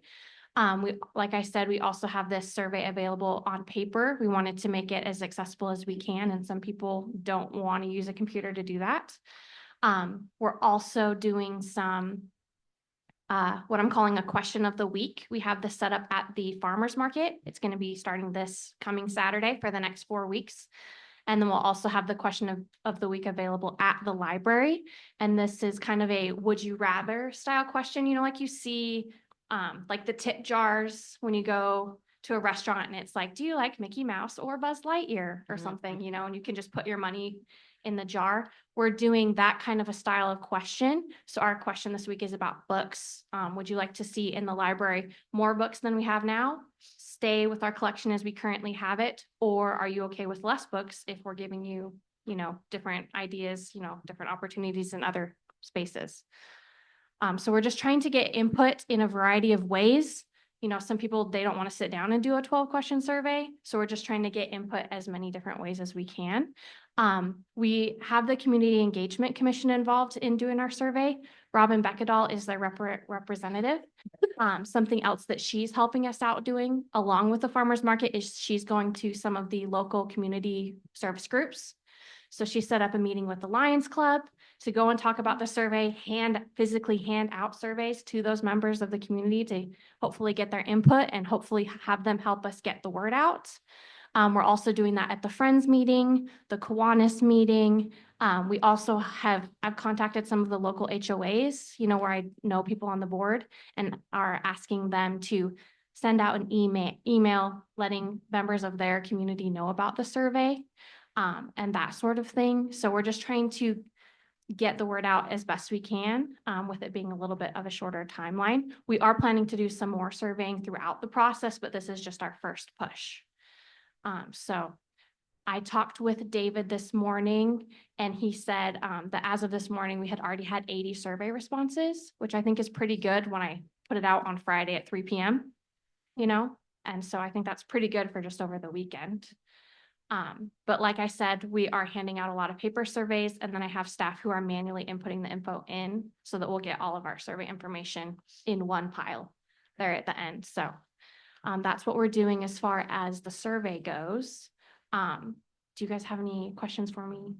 Oh, go ahead. About this? Councilmember What Kennedy. was the number you said we had responses since Friday? 80, which I 80. think is really good for Friday, Saturday, Sunday, Monday. Very good, thank you. Yeah. Mayor Pro Tem, then Councilmember Actually, Kurtz. They may have. Oh, okay. first, Go ahead, sorry. Councilmember Kurtz. Do you have any plans to engage youth, like the kids in school, maybe with some of your other surveys too? 'Cause Yes. I think they would be excited about giving input on the library. I know so far that Michaela has reached out to the TAG members who are on our teen advisory group to ask them to fill out the survey. But we are planning on involving them as we design the teen space heavily, and then also just other areas of the library in general. Just since we do have some kids that, you know, from the library who go to Ridgeline and that sort of thing. I'm also hoping to get in touch with our new Parks and Arts Commission student advisor and hoping to get her input and hoping that she'll help us get the word out once school starts as well. I was just thinking that school starts and it's a little bit after your timeline here, but like the back to school nights, Yes. you have like a captive audience of so many parents and like all the parents Yes, that's true. with all the different schools that are here in town. So Yeah. They may let you set up a Yeah. table or something at each of those. Oh, that's a great idea. That's great. Thank you. Councilmember, Mayor Pro Tem and then Councilmember Ball. Jenny, can you remind us about the timeline for the grant?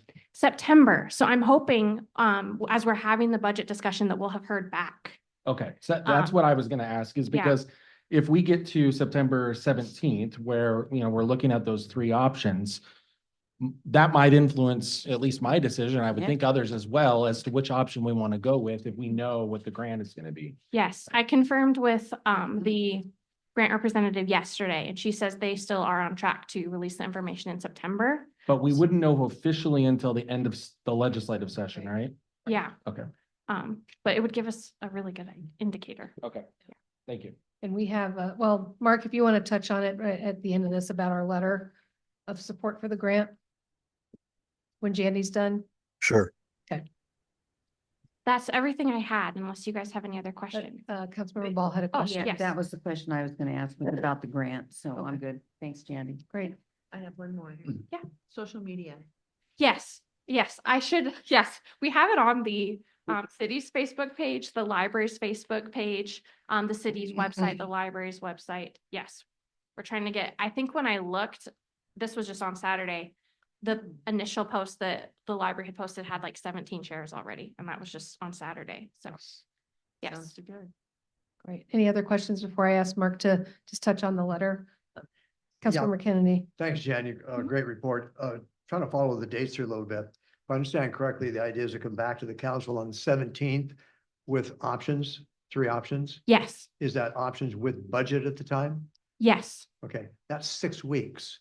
yes. So we're going to be able to get bids from companies in the interim in this period of time? So this is just cost estimate. So we have a cost estimator who's going to look at all 3 designs and come back with a number. So it won't be bids. Thank you. Anybody else? Go ahead, Mark, real quick. Hold on. So the mayor mentioned a letter that we are planning, and what we would intention to do, assuming that we get a notice from the Department of Commerce that they've recommended our grant application for approval, is we would bring forward an action item to have council kind of authorize the mayor to send a letter on behalf of the council asking for support from the capital budget committee members of the Washington State House as they get ready to convene the legislative session. So they've got that as, supporting documentation when they go to make a decision. We initially were planning to bring that letter before you either this meeting or next, but given the fact that the Commerce decision is before the legislature even gets into session, and we may have some new members on that committee, we're going to wait to do that so that we can have it fresh on their minds when they get into the session, assuming that we get the recommendation from Commerce. All right, Councilmember Kurtz. 2 more ideas for you. Mark made me think of this, but Shakespeare in the Park, Lead Kramer Memorial Concert, and the movies in the park, having like a QR code up, your QR code for the library. There are people that are at all these events, and it's during the time frame that you're looking at for feedback. Oh, that's a great idea, Yeah. like at the concession stand. and Or the- like on the movie screen. Like, Oh, uh, go big. Or Movie screen. handing them out to the people at the concert while they're sitting there in their golf carts or on their blankets or whatever. No, that's great. Yeah. Thank you. It's We'll, really we'll good. keep firing them at you. Yeah. All right, thanks, Jandy, appreciate it. Thanks, Jandy. And then finally, and using that Councilmember Kurtz as a segue to the final item here, we have started our 2025 budget engagement. And we've talked about this at a couple of previous meetings, but I wanted to give the council an update. The idea that you just mentioned about the QR code, this is something that David and others have already started to deploy. And so the idea that we want to just continue to let everyone know is out there is what we're calling the landing page for the city's engagement is live, meaning that it's available right now for you to go and read about all of these different projects that the city is asking for engagement on. One of those is the budget. One of those is the library design and construction project. And the other one is kind of feedback from the Barefoot in the Park.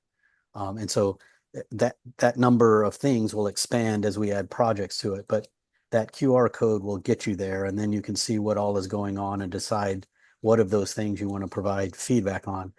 Specifically related to the budget, we've started what we're branding as Talkback Tuesday, and what this is an opportunity for residents to just kind of in a discussion format style of interaction with city staff is to have a prompt question and then start a discussion based on their insights related to that specific question.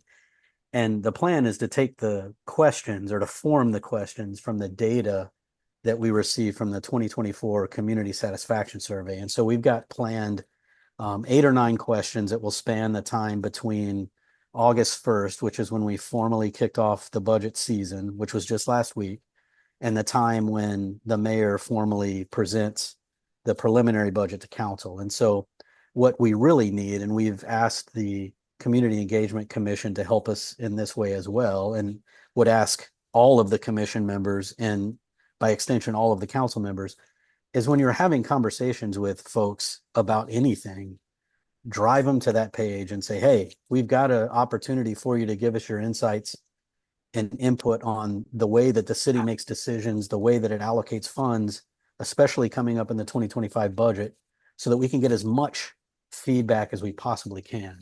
And so that's the plan going forward. If there are any questions about that, I would be happy to answer them. And Councilmember Ball, this is one of those things that you mentioned, having proactive community engagement surrounding the budget. This is one of the strategies that we're using to help facilitate that. It's not the only one, but it's one of them. And so we are asking for your help to get more people aware of this. Any questions for Mark? Not seeing any. And so that concludes my report, Mayor. All right. Next up, we have the Ordinance Review Committee. I don't know who is going to give a quick synopsis of the first meeting. Well, I can just briefly go over what we discussed last week.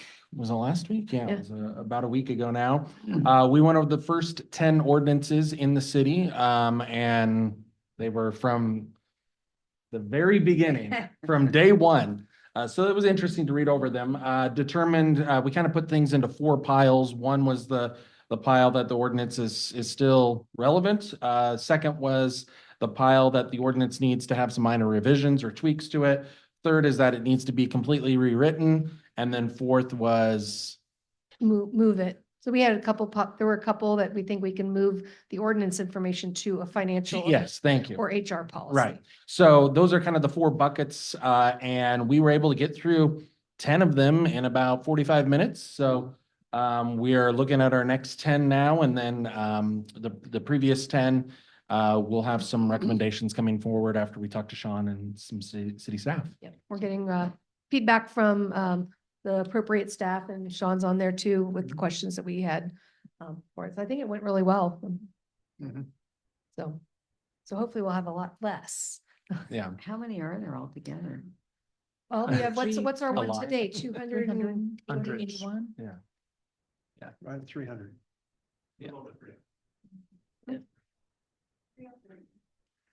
I'm sorry, can you say that again? 303. 303. Yeah. But a lot of them, if you think about it, are ones that are kind of a one-time ordinance and then it's passed. And so that's one of the questions. How do we note that those are done and we don't have to look at them again? Because like one of them was setting the initial budget for the city. And then, we do the budget every year. So we shouldn't have to go back and look at those once those years are closed out. So kind of separate them a little bit better so we can get through them. So it was good time. All right. Next up, we have Spokane Valley Fire Department, Chief Soto. Welcome. Good evening, Madam Mayor and council members and our citizens. I will be bringing you our numbers for July 2024, and we'll go ahead and get started. First slide, please. For the month of July, we had 2,122 calls, of which 82% were for emergency medical services or EMS. Of those, 43% were for advanced life support. So that's all calls in our response areas. Next slide, please. This is a heat map of the areas that we received all the calls in for the 2,166 calls. Next slide, please. Year to date, we're just under 14,000 total calls, of which just over 83% are for EMS, and of those EMS calls, 45% are for advanced life support. Next slide. This is the heat map for year to date to give you obviously the color coded. The orange is the busiest areas, so gives you a nice idea of where the calls are coming in at. Next slide. So this is our both for the month and year to date of calls in the locations plus responses. So the 2,100+ calls required 2,711 responses for the month of July. And our almost 14,000 calls have generated just over 17,000 responses this year. Of those, we have for this past month, we had 7 units over 200 calls for the month and 2 over 300 calls. And then year to date, we have 8 units over 1,000 calls, and 2 of those units are over 2,000 calls. So busy. Next slide, please. This is the where calls are generated for the month of July, and then for annually is the bottom chart. So year to date, or I'm sorry, annually, they're both pretty much the same, roughly 44.5% of our call volume are generated from stations 1, 7, and 8. Whereas roughly about 7% of our total call volume comes from Liberty Lake. Next slide, please. This is our auto aid, mutual aid partnerships. So the department responded to the city of Spokane and fire districts 3, 8, 9, and 10, and then some of the unserved population in unincorporated Spokane County. And then we received aid from the city of Spokane, D8 and D9. Next slide, please. This is our year to date, and there is a small error here. This was the busiest July on record. This was the second busiest month from January to July. So that was the second busiest portion. But again, this was the busiest July on record. And again, I couldn't point out the why, but I can tell you that we had a significant amount of drownings and water calls. Obviously, it's been super hot. People want to cool off, and sometimes they forget about safety in their rush to cool down. So we did have a significant numbers on our river. Overall, call volume is up almost 6% from last year. Next slide, please. And next slide. For the month of July, we had 104 calls in the city of Liberty Lake. 76% were for EMS, and of those 76%, 48% were for advanced life support. Next slide. So again, this is just a heat generator map of where the bulk of the calls were from. Next slide. Year to date, we've had 765 calls, of which 77% are for EMS. Of those, roughly 46.6% of the calls are for advanced life support.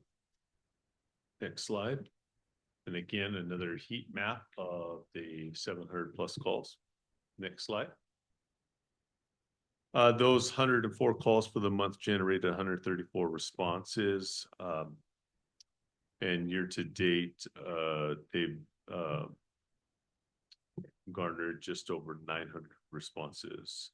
The bulk of the calls, obviously, in the city are handled by Engine 3. And that's 61% of those total calls were handled by Engine 3 for the month, and 67% for the year to date. Next slide, please. And then finally, this was City of Liberty Lakes' third busiest July on record, and we are currently 2% above last year's call volume. And that is where we stand. Any questions? Go ahead, Councilmember Kennedy. Thanks, Chief. Appreciate that. I think I asked you this before, and I don't remember the answer. What is Tech Rescue? So Tech Rescue it's a specialty within the fire service, and it's anything that's really not really fire or EMS related. So Tech Rescue is I have to have a special skill in order to do a little bit more. So trench rescue, structural collapse rescue, rope rescues, swift water, ice rescue,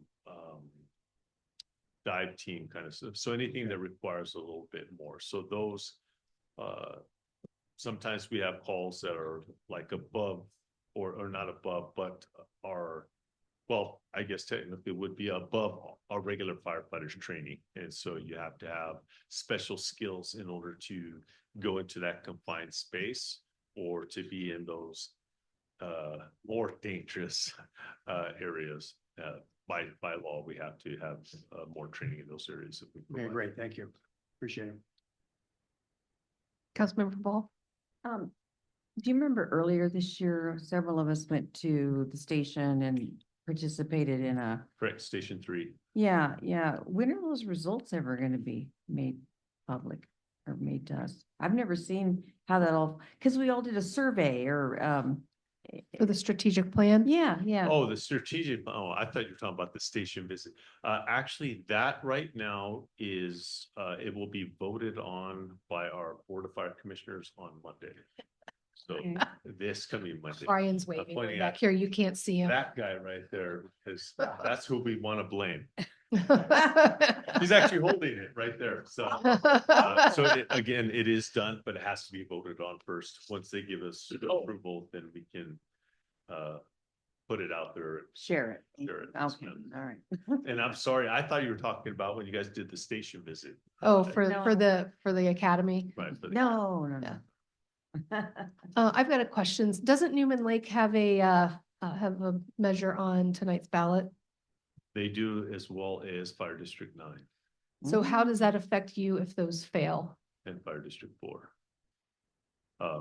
Well, that's a great question.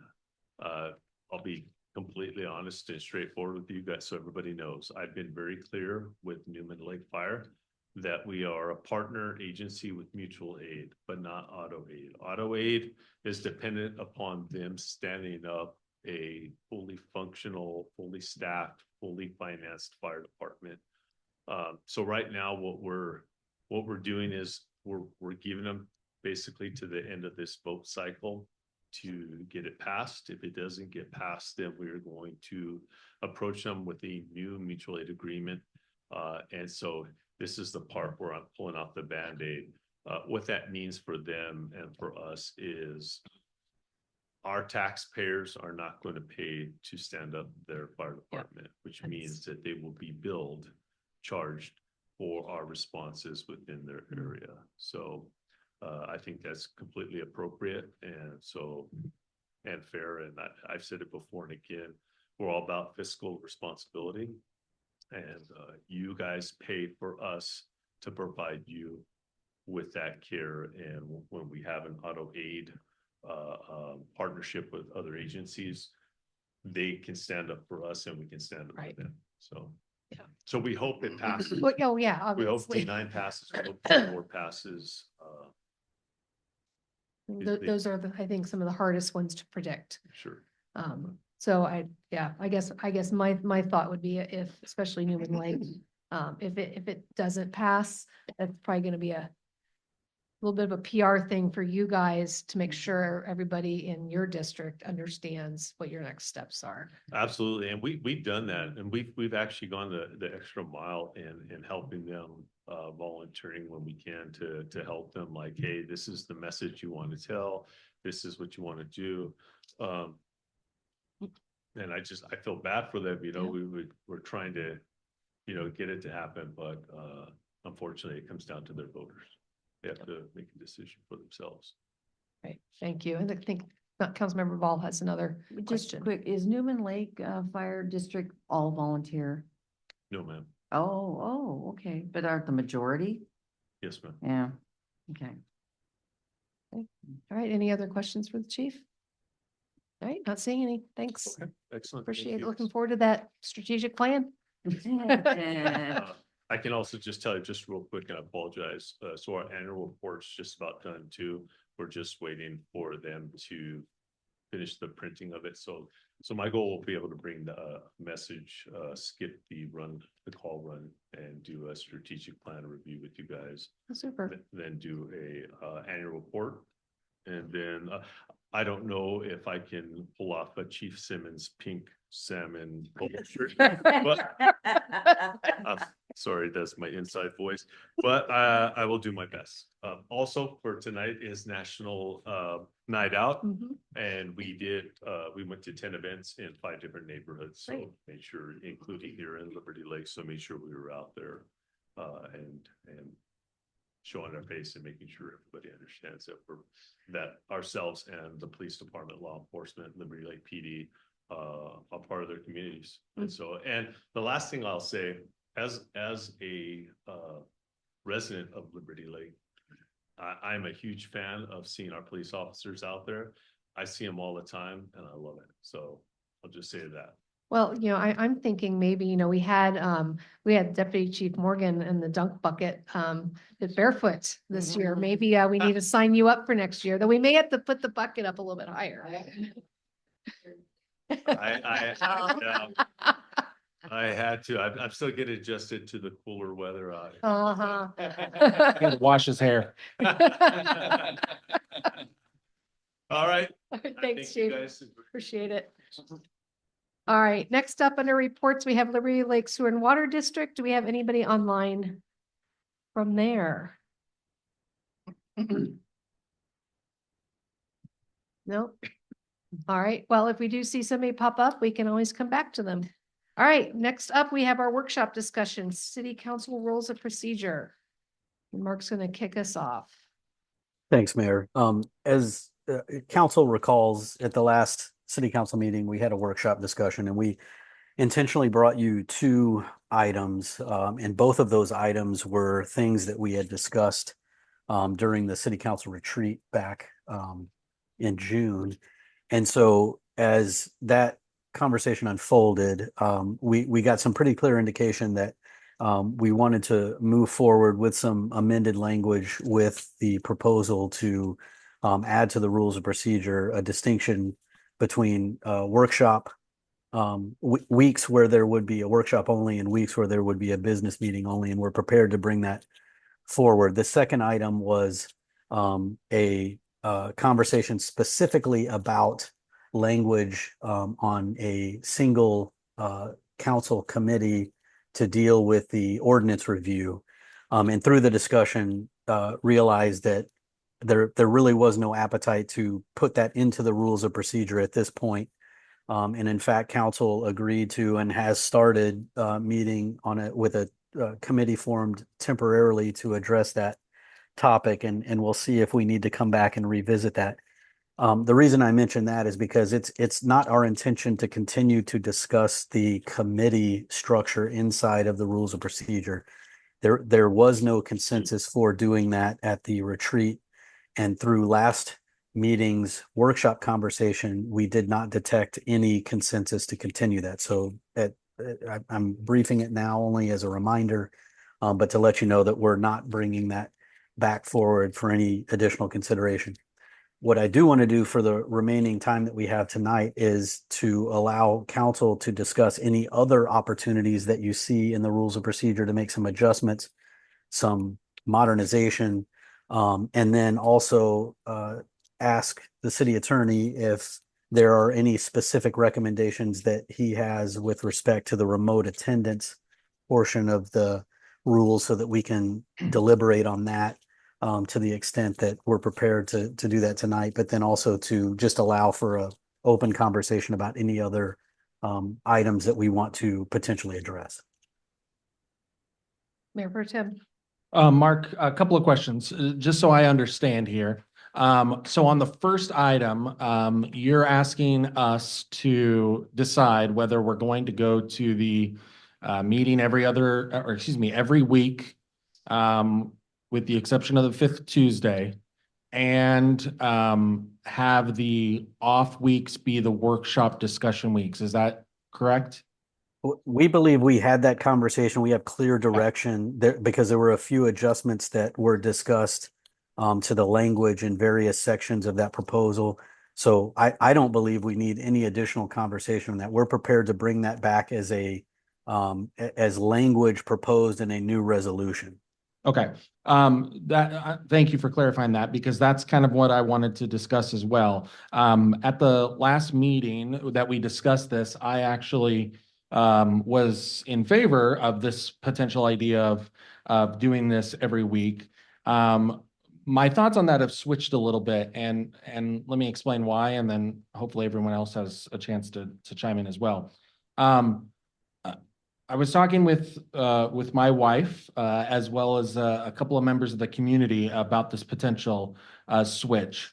And the responses that I received from all three is that by going to having a meeting every week, we are making it more difficult for potential future council members to decide that they want to be involved and run for office. as opposed to just doing it every other week, and giving folks the opportunity to be involved that way.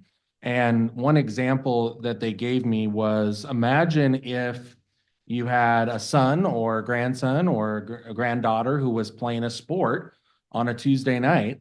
They would, if you ran for city council and were involved in city council, you'd never get to see them play.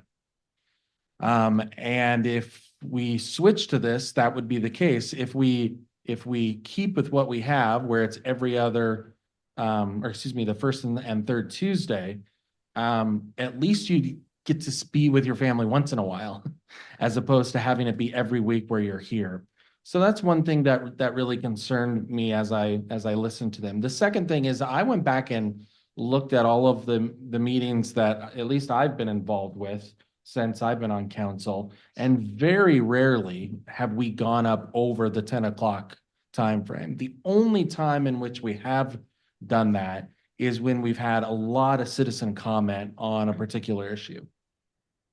And so my thoughts on this have changed a little bit since the beginning. From the perspective of people, of making it more difficult for people to be involved and want to run for office in the future.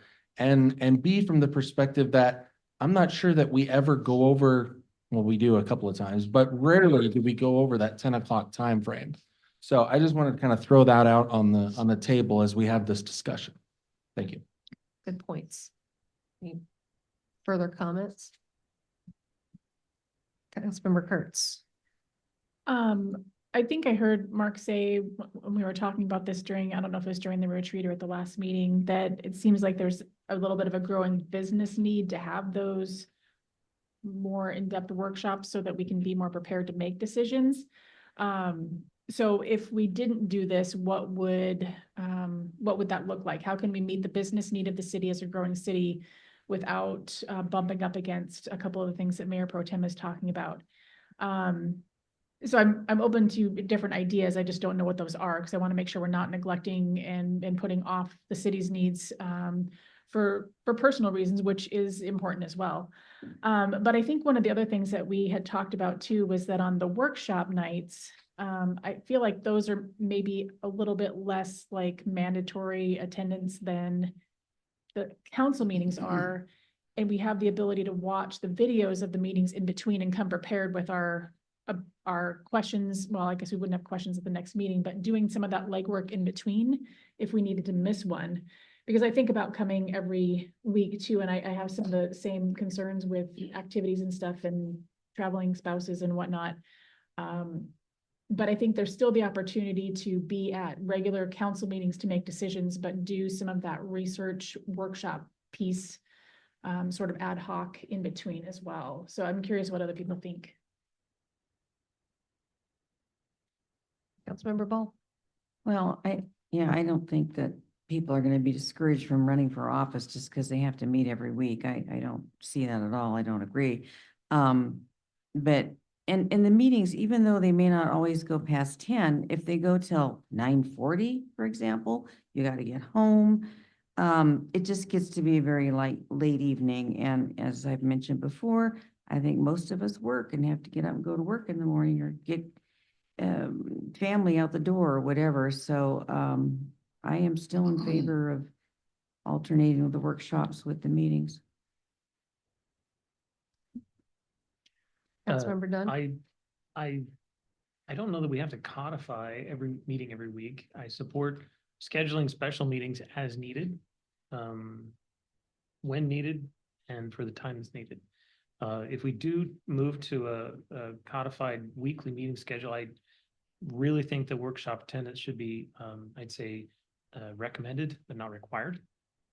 I like that objective, Annie, in terms of perspective, with the ability to review the discussion that was had and to be able to, participate in the coming then regular scheduled meeting based on it. So. Councilmember Kennedy. On the idea of selective on a workshop, my understanding is that's the official meeting. We have the majority of the council there. So it becomes official meeting, becomes a roll call. It becomes, I think, part of our job to be at those. So I would be concerned that if we suddenly get to the point of thinking, well, it's a workshop, I don't really need to be there. And I think what happens, we get the overall discussion on our regular meetings, but some individuals that don't attend those or feel they don't have to, or don't need to, or not participate in the overall conversation. For that. The other thing I want to point out, also I thought about this, is that when we went to the 6 o'clock, it was for a specific reason. I think it's worked out well. But I got to thinking that we don't meet every single week, or excuse me, every single council meeting at 6 o'clock. There are quite often we don't have anything there. And quite honestly, if we don't have anything to discuss, I don't want to show up at 6 o'clock. I got no challenge with it. But if it's a time issue, which I believe it is, that we feel we have to start doing additional meetings a week because we're not getting our work done, why not make sure that we meet at 6 o'clock every single meeting? Like we started out to begin with and was somewhat successful. It puts, to utilize that hour. Thank you. Okay. Anybody else? Councilmember Van Orman. Sorry about stepping out, It's okay.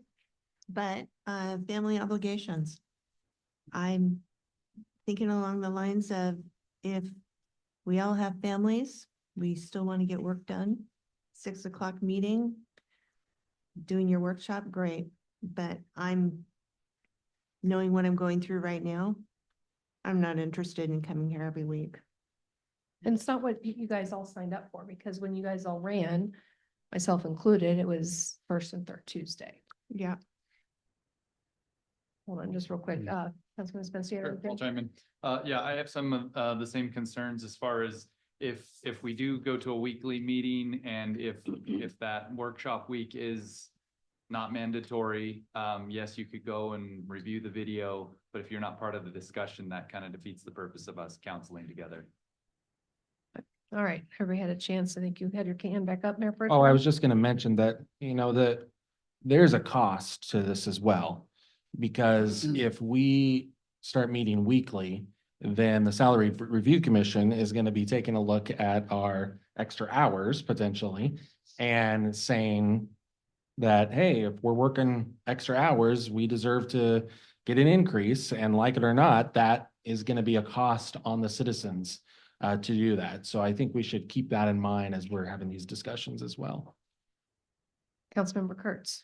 So I think my question comes down to, maybe it's for the staff to kind of ruminate on and potentially bring something back to us. But if we feel like there's a unmet need as far as the workshop piece, and based on tonight's discussion, what would the options be? Is it doing what Mr. Kennedy has said, where we're doing workshops on the 2 weeks that we have council meetings? Is it one extra meeting a month or something different? And so I would like to hear what could we try that would meet the business need that also addresses some of the concerns the council's brought forward tonight. So it sounds like we're back to talking about keeping the schedule as is. And if we need additional meetings, we get a consensus from the council to add another meeting if needed. Like when we get into budget season, like we've done in the past. Is that what I'm hearing? I have no personal qualms with, as Councilmember Kennedy said, of making it so that all meetings start at 6, whether we have a workshop or not. So I think the challenge with that is, and Sean, correct me if I'm wrong, we have our regular city council meetings noticed, to start at 7 o'clock on the first and third Tuesday. I don't think we can really go changing it from 7 one week to 6 another. Or can we deal with that? I think the answer is yes, you could deal with it. It's just, we'd have to do that. Once you set the schedule, then the intent is that the public knows that each week you're going to be at this time. If you change from 7 to 6 and you're always at 6, that's fine. Yeah. Yeah, you just have to go through the process of changing it to that and then letting the public know and be aware that every meeting's going to now start at 6 rather than 7 o'clock. Councilmember Ball. So if we did that and said 6 o'clock for regular meetings, could we have if there's a workshop, have it start at 5? That's difficult for people who work until 5. I think starting at 6 would assuredly reduce the public's participation in our meetings. Yeah. In my opinion, 7 o'clock presents a reasonable hour for people who honestly maybe want to have dinner with their families. Yeah. Or have after school activities. Councilmember Kennedy. I've always liked the terminology that the 6 o'clock is a workshop. And I think the benefit there is that for citizens, they can look at the agenda and realize that in 6 o'clock, we are just discussing things. It's rarely we make decisions. And I think a citizen can look at that and say, okay, this is a discussion. They're not making a decision. So I don't feel I had to be there tonight. But they are going to discuss this in another meeting, and therefore I want to be there. So based on this new discussion, sounds like no change to the meeting schedule. Is what you guys are looking at, correct? Yeah. Oh, I'll just add that I agree with that sentiment that if we need to add, that 6 o'clock workshop to every meeting, I'm always prepared for that anyway. But it looks like we have about 5 or 6 months that we have a 5th Tuesday, that if we need to add another up to 10 hours worth of discussion or whatever, that we could do that in a year. I don't know. like if we were that's talking necessary. 10 hours in a day. I'm like, No, oh, 10 hours. Sorry, I'm getting over total. COVID brain here. Yeah, 10 to 15 hours total. Yeah. Somewhere in there that, I feel like within the parameters that we have now, we should be able to accomplish the work that we need to. Councilmember Kennedy. Thank you, Mayor. I would like to see if we've had this discussion numerous times, and I think the discussion is great at all times. But I think if we're going to bring this to a head, let's do so by a vote. So it's not a matter of, we can have a general consensus, but a vote lets us know for sure. So if How we're somebody gonna- wants to make that motion, go ahead. Do we need to make a motion if we're just keeping it the same? I don't think we need to, right? Well, You don't need to, but if you want it on the record, but real quick, Councilmember Well, Ball's got another so to question. what Jed was saying about the 5th, so could we, I mean, like, if you guys all want to keep it the same, but there's something we just got to talk about, is it legal to call a special Oh, yeah, meeting? And yeah. As long as you have the proper notice and whatnot. A special meetings only requires 24 hours notice. So you can set an agenda and give notice within 24 hours and talk about whatever you want to talk about. And Councilmember Kurtz. And so I'm curious to hear from Mark if having the 6 o'clock being a more consistent thing, if that addresses the concern that brought this forward in the first place. My other question, because I do want to hear from him, his input tonight, regarding having special meetings on the off weeks or the extra weeks, is the unpredictability of that helpful, or is the predictability of having a meeting that is going to happen better for the city from your perspective? Appreciate the question, and I'll say before I directly answer both of those questions that ultimately this is the council's prerogative. And so it was through the discussion that we had at the retreat that we brought this forward as we were kind of talking through best options. I will say that having the 6 o'clock added every meeting doesn't necessarily resolve the potential scheduling problem because we're adding essentially an hour. Now that if we plan it, we can obviously do a better job of spacing things out than we're doing now if it's assumed that extra hour is on every meeting. With respect to the predictability aspect, the potential of having a 5th Tuesday really doesn't add any value from a predictability standpoint unless you schedule those meetings. It is we've had the experience of trying to nail down a date and time for a meeting and not had much success. And so if you don't schedule those by some measure of agreement in advance, those 5th Tuesdays will likely not be scheduled. And so the predictability aspect of having an every week cadence minus the 5th Tuesday is where the value is added. But if council believes that it can have an appropriate amount of time to provide attention to every item and still have the opportunity to not, and remember, the real issue was not being in a position of having to vote on something that you potentially just heard about for the first time earlier in that same meeting. And so from that perspective, yes, the meeting every week resolves that and provides you the flexibility to make sure that you're thoroughly discussing every potential thing that comes down through the pipeline.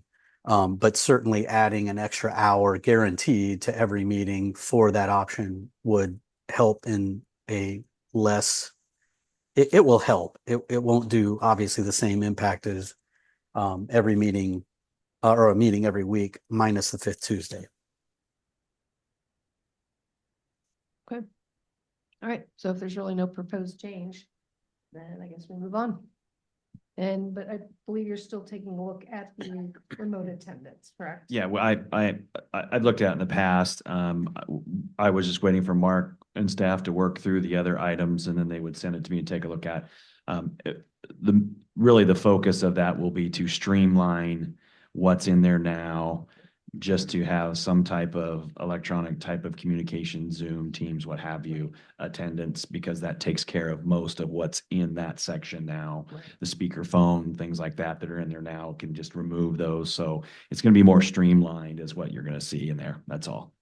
All right, well, since we're, go ahead, I'll finish comments, and I had a couple of notes from the ordinance I wanted to kind of bring to your guys' Okay, and attention. I think my comment kind of goes along with that, because what I was hoping that we could do, which I think we did before with this ordinance, was have a copy to be able to redline and be able to get back, because I would like to just Yeah. really look through it, redline those, make my comments and have those all Yep. compiled together so we can go through it. And then I think couple of my biggest things had to do with the order of the agenda, because what I would like to see is our department heads getting out of here earlier at night. I would like to see our guests like Chief Soto out of here earlier at night. So figuring out how we can organize that, how we can organize some of our Girl Scout troops or whoever's coming in to be first.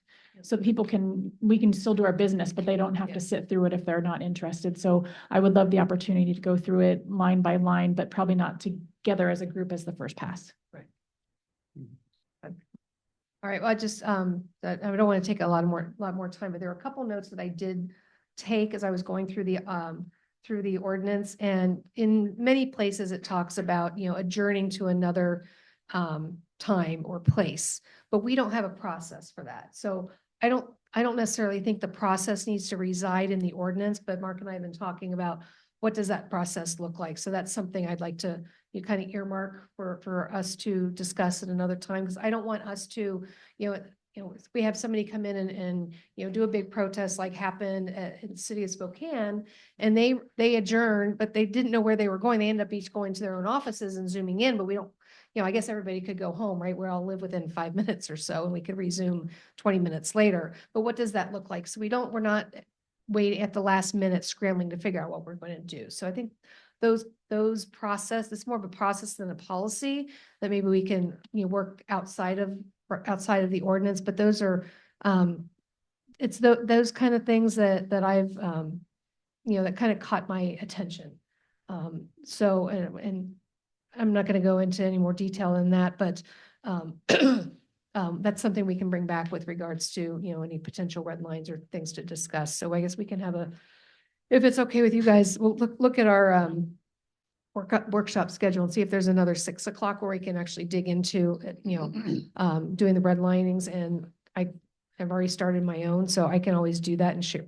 I can share my screen on here, so we can all be looking at things at the same time, and I can redline it live unless Kelsey wants to do it. One of us will do it, and we can be making the changes, the recommendations on the fly with the red lines showing, and we can review if that works for everybody. Yeah. Okay. Yeah. All right.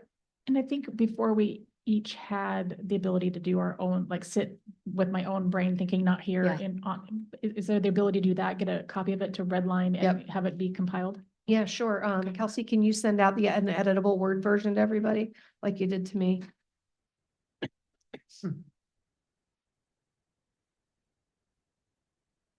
Sounds good. All right, if there's nothing further, we will move on to our general business consent agenda. Mayor, make a motion to approve general business consent agenda items 10A, B, and D. Do we have a second? Second. Second by Councilmember Van Orman. All right, since this is consent agenda, we have no questions, so we'll go ahead and take a vote. All those in favor of approving consent agenda items A, B, and C, please say aye. Hi. Any opposed? All right, motion passes 7-0. All right, now we're on general business action items. I'm gonna need some help with this one on general business action item 11 A, which is previously, I guess it would be 11.1 instead, It- which was the purchase of the range ball washer. Mhm. Okay, we don't have anybody here from, Chris isn't here, but Kyle, can you speak to that one? Do we need a motion first? He can Okay. give you information, then you can move it, doesn't matter. And so, yeah, if there's any questions, first of all, I can field those, but if not, I'll just give a little bit of the background on Sure. that. So, Yeah. so yeah, their current machine quickly meets capacity. So you have folks at the range that are waiting for this, essentially this wash machine to finish its job before they can plug in their coins and get their golf balls that they pay for.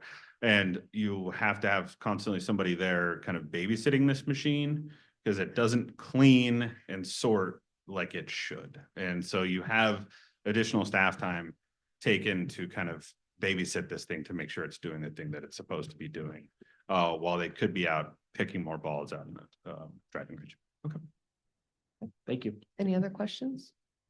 All right, Councilmember Kennedy. I believe I think that's still the original ball washer that we had. So I think we've got our money's That worth was out my of it. understanding, Yeah. so. Yeah. Agree. Okay, so does anybody else have any questions? If not, we'll entertain a motion. All right, I'll make a motion to approve 11.5, which is 10C. So the motion is to purchase, approve. the Range purchase ball of the washer range- and dispenser for Trailhead. There we go. Second. We have a second from Councilmember Dunn. Any further questions?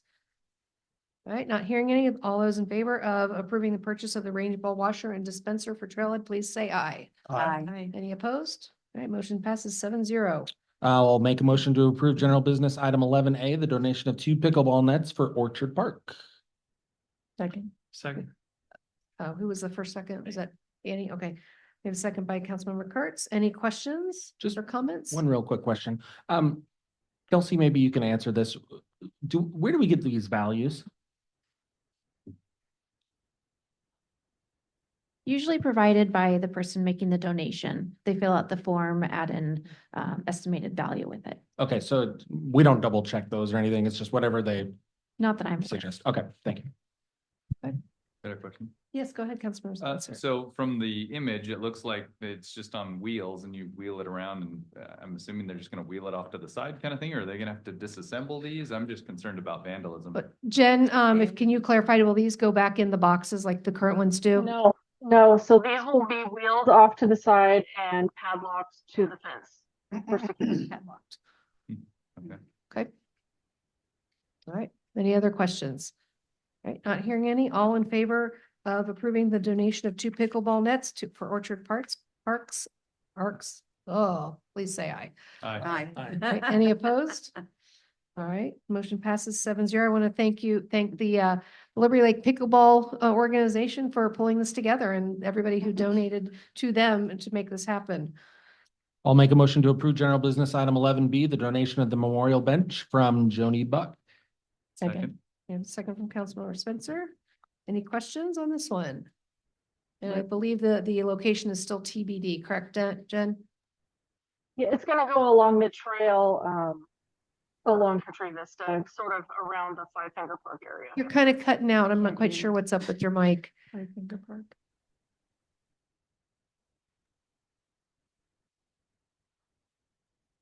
And try again. Can you hear me now? Yeah, we'll just give it a try. So it's going along a trail near Five Finger Park. Okay, Trail near Five Finger. yep. All right, do we have a question? I think Councilmember Ball, did I see your hand pop up? No. I'm good. All right, seeing, hearing no questions, those in favor of approving the donation of the memorial bench from Joni Buck, please say aye. Aye. Aye. Any opposed? All right, motion passes 7-0. We'll make a motion to approve general business item 11C, the Lions Club paver project installation agreement. We have a second. Second. We have a second. Now, we do have a note, if someone could make a motion to correct the name on the, I don't have it in front of me, but it's like the first paragraph. I guess Yes, correcting the name from Spokane Valley to Liberty Lake Lions. Yeah. Yes. Definitely need that to happen. So if we can have a motion for that, would you like to make the motion, Councilmember Van Orman? So moved. Okay, Yes. we have a second. All right, we have a motion, and a second to correct the name on the agreement. All those in favor, please say aye. All right, so we've got a change name. Was there something else on here that that was going to? Yeah. I'm hoping that as we collect the pavers, and of course, I'm part of the Lions Club. As we collect the pavers, I'm hoping that as we install them, that we do it in such a way that we can pull those pavers out, the blank ones, and put the engraved ones in. Okay. This Is is that one a of change in those scope then? arboretum type things that is going to be long lasting. Right. And we've got 3 of them to fill. Okay.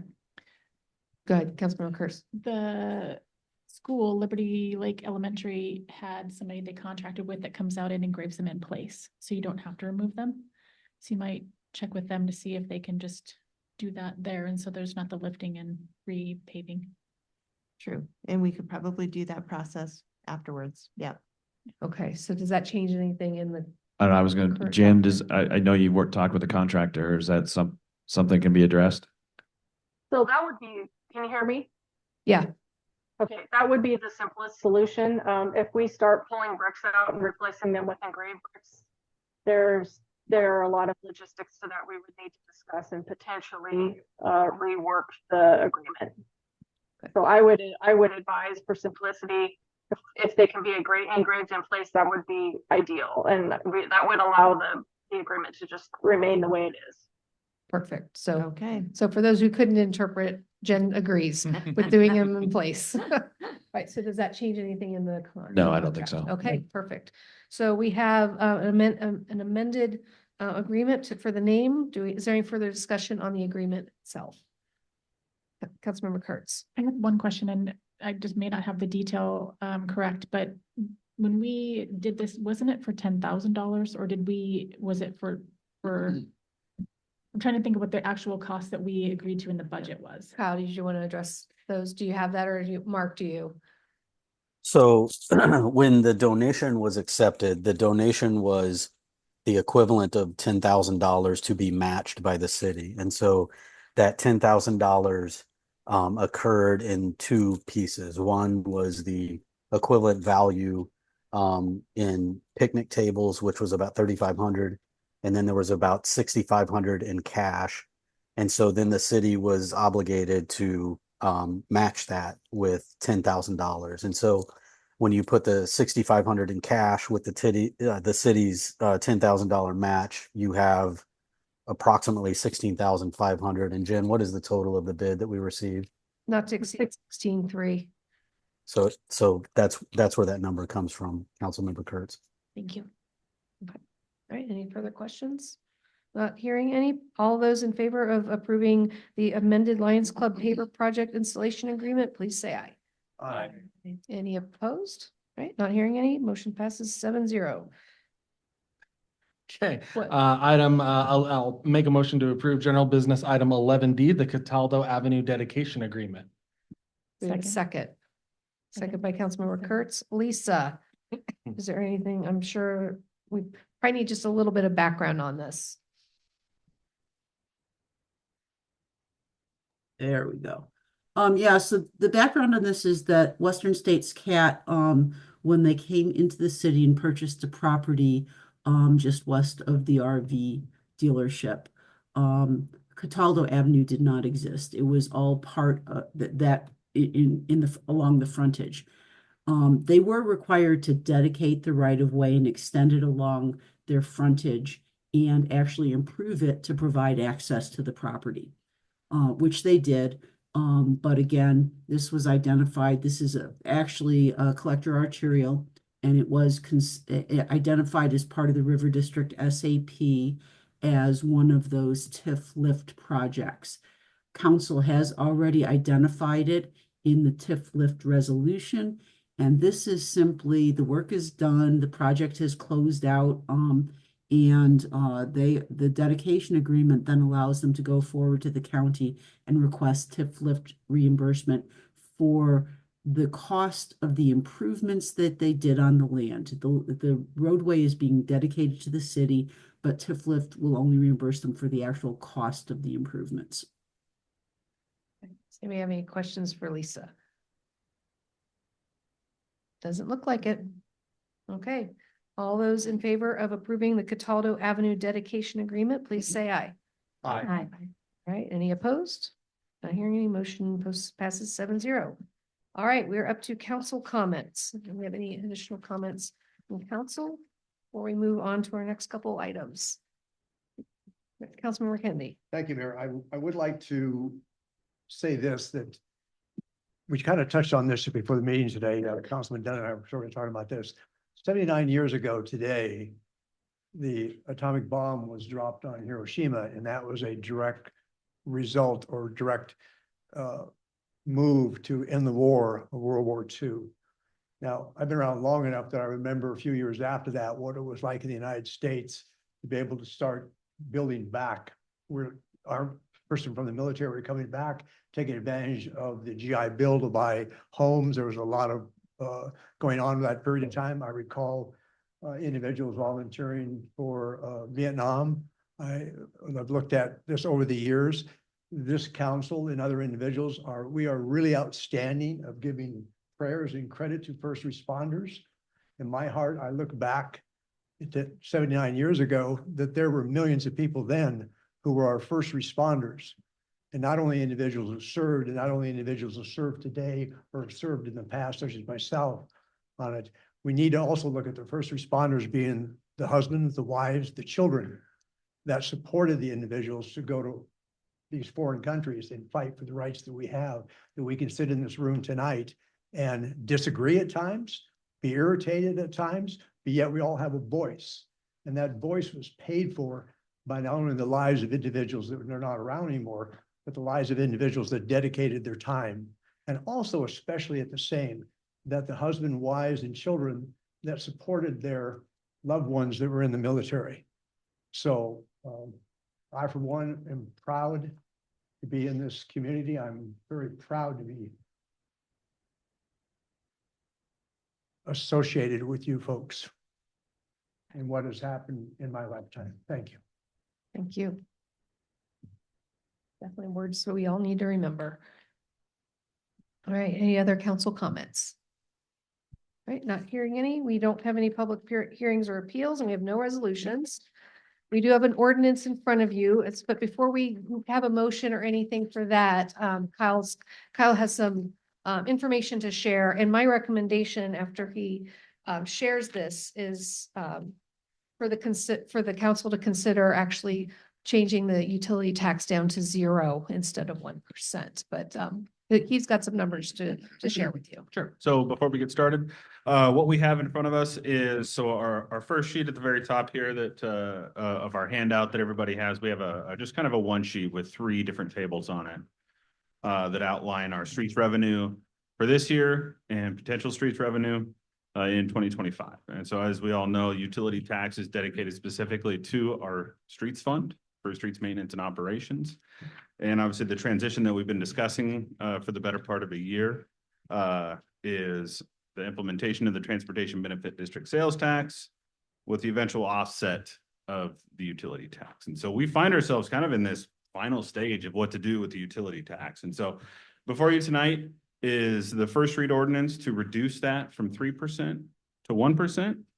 And what we can see is we have already collected far and away more than we anticipated in 2024 for the utility tax. And so as we touched on briefly during the first half financial report, this does provide for a soft landing. And so we anticipate if we do reduce the utility tax to 1%, we'll collect, roughly $400,000 extra in combined revenue between the TBD sales tax and the utility tax if we sunset that at the end of the year or don't do any, or just leave it at 1% through the end of the year. If we do reduce, as the mayor alluded to, the utility tax to 0% effective in September, we will have a combined revenue of 1.2 million, which is still, far and away above what we had budgeted for 2024. And so below those are two separate scenarios of this carryover into 2025. And obviously we'll have plenty of discussions as we get into the fall as well about what this looks like. But if we do reduced 1% and carry that through 2025, you can see that we plan to receipt, roughly 1.1 million. Again, above what we had really planned when we started this discussion. And then obviously you see if we reduce to 0%, we are solely reliant on the TBD sales tax. And that gets us close to our original goal. We had discussed 850,000 was our number to replace. And so that gets us close. And so on the heels of this and on the heels of the timing of the TBD implementation, we find ourselves with new information and potentially discussing elimination of the utility tax instead of a reduction to 1%. All right. Councilmember Cargill. Mayor, I'll make a motion to, Well, I think you have to read it first, right? Probably so. Yeah. okay, okay. Even before we make a change to the ordinance. Yeah, this is a first read, so we can, Right. we can make the change Okay. after that. Okay. Because we're not voting on the ordinance Right. tonight, just. This is ordinance number 188B, an ordinance of the City of Liberty Lake, Washington, amending the utility tax rate to provide revenue for city services and capital requirements and establishing an effective date. Now, Mayor, I'll make a motion to amend ordinance 188B, section 1, section 4. To reduce to 0%. I would second that one. Okay, we have a motion and a second. Do we have any discussion on the requested change? Oh gosh, who's first? Yes, go ahead. Councilmember Dunn, then Councilmember. No, I'll Kurtz. defer, please. Okay, Councilmember Kurtz. The question that I had, I think, is probably for Lisa and or Jen.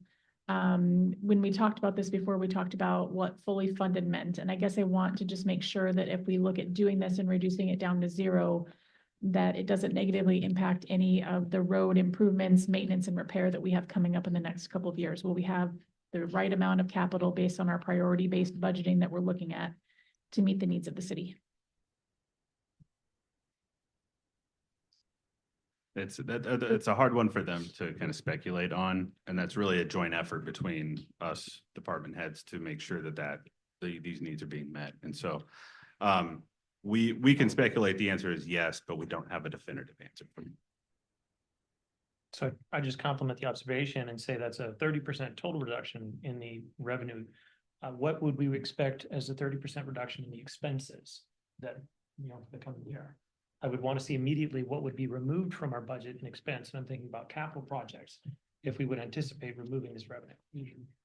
Well, you also have to remember, we had the approved budget amount combined for the utility tax and the addition, the TBD tax was $992.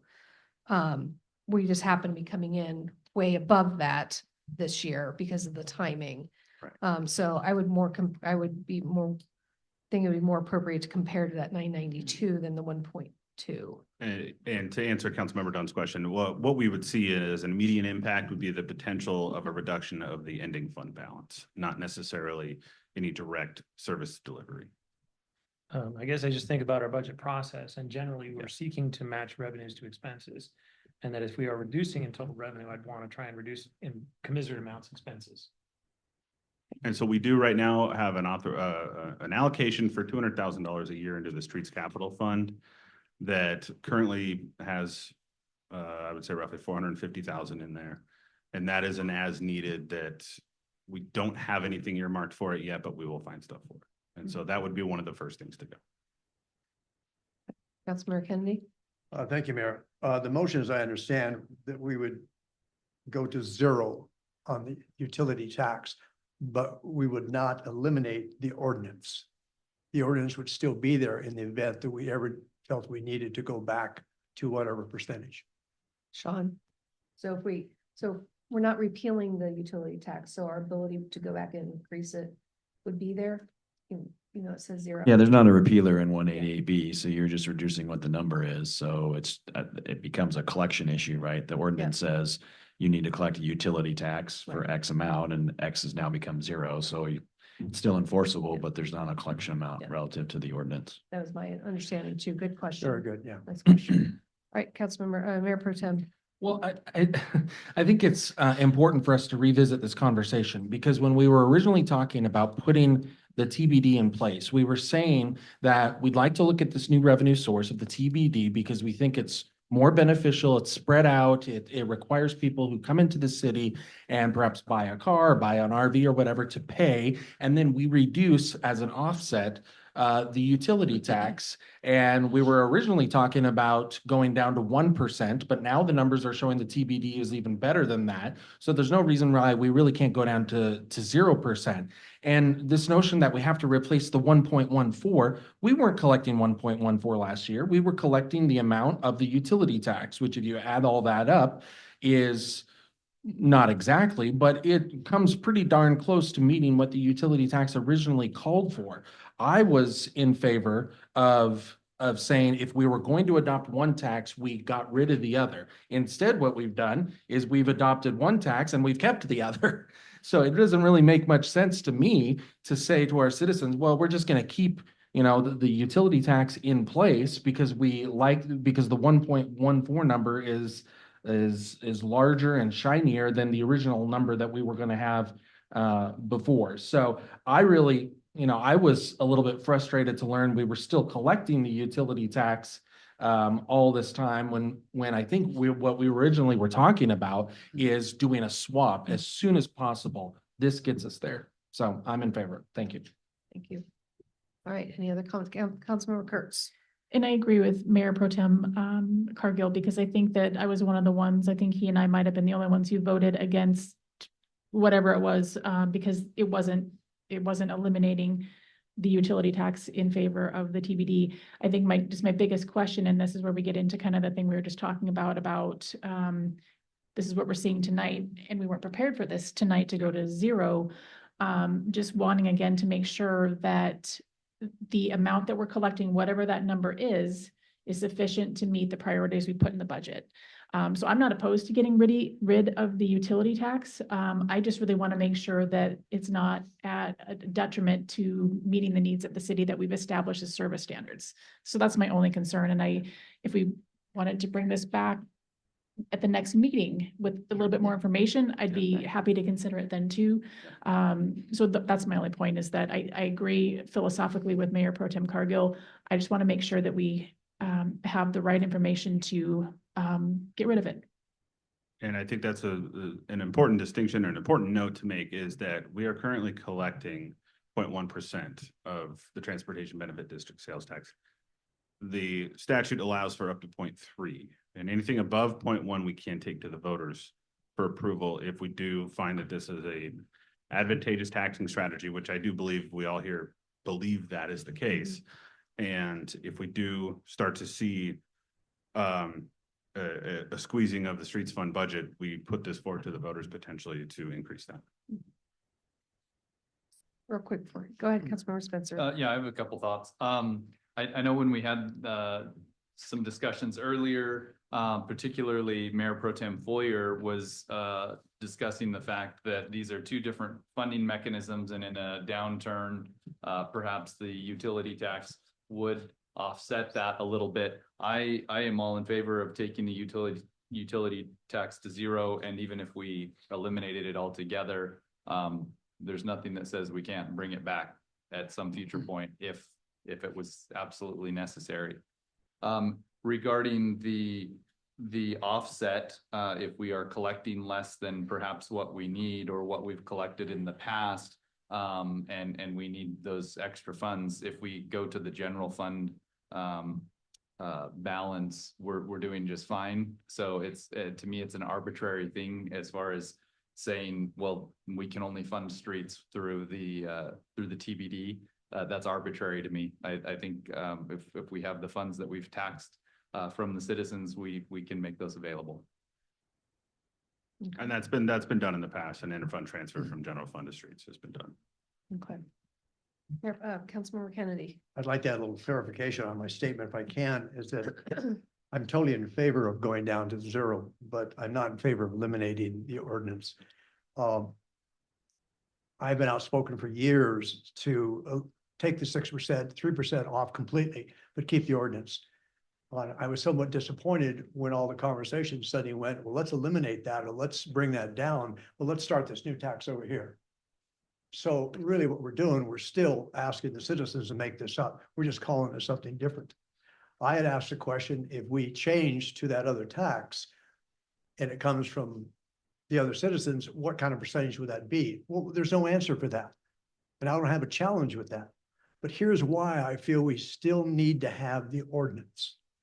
The one thing I've spent a lot of time with through AWC, and I've really gained a lot of knowledge and comfort level, is talking to other council members and mayors that where their cities are a lot older than ours.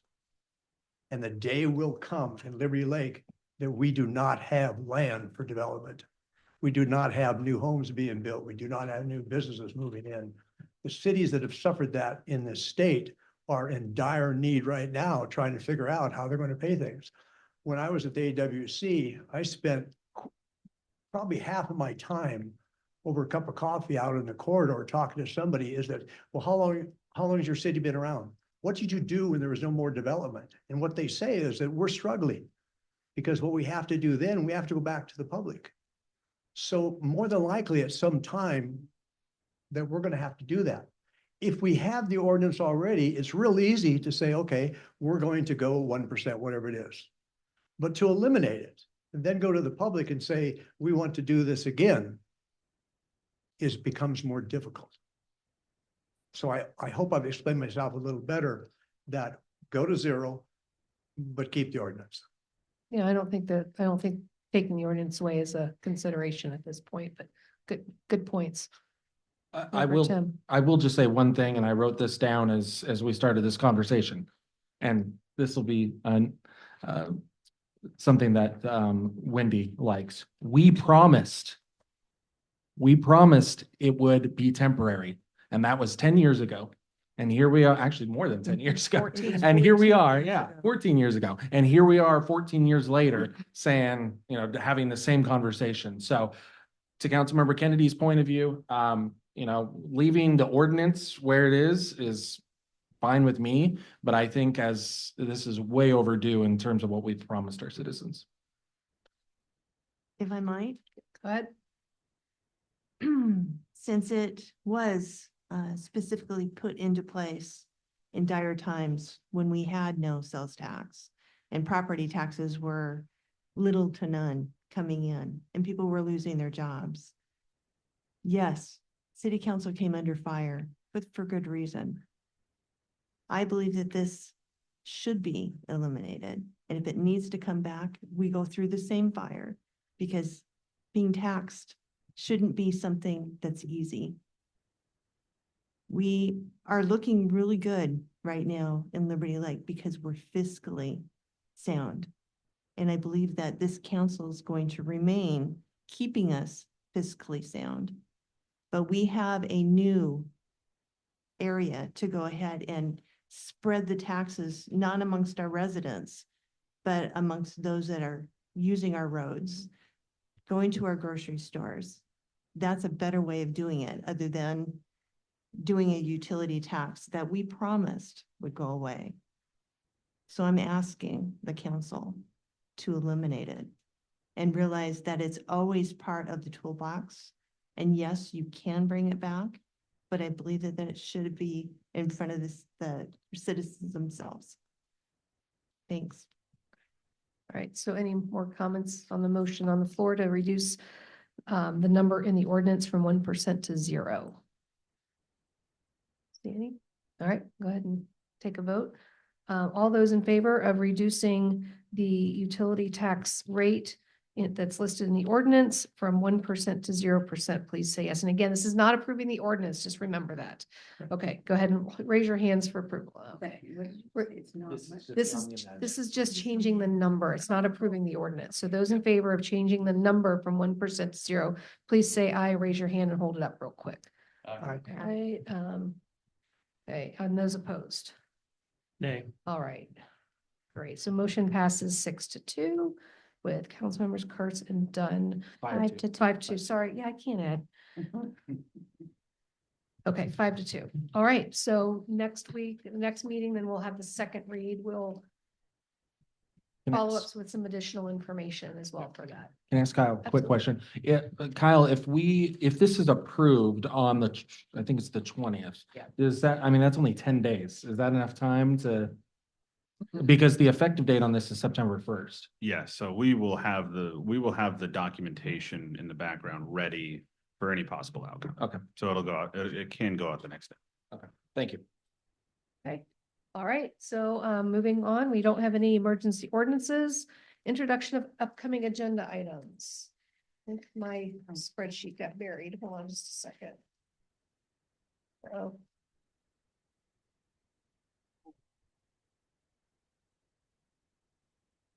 Yeah, there it is. Okay.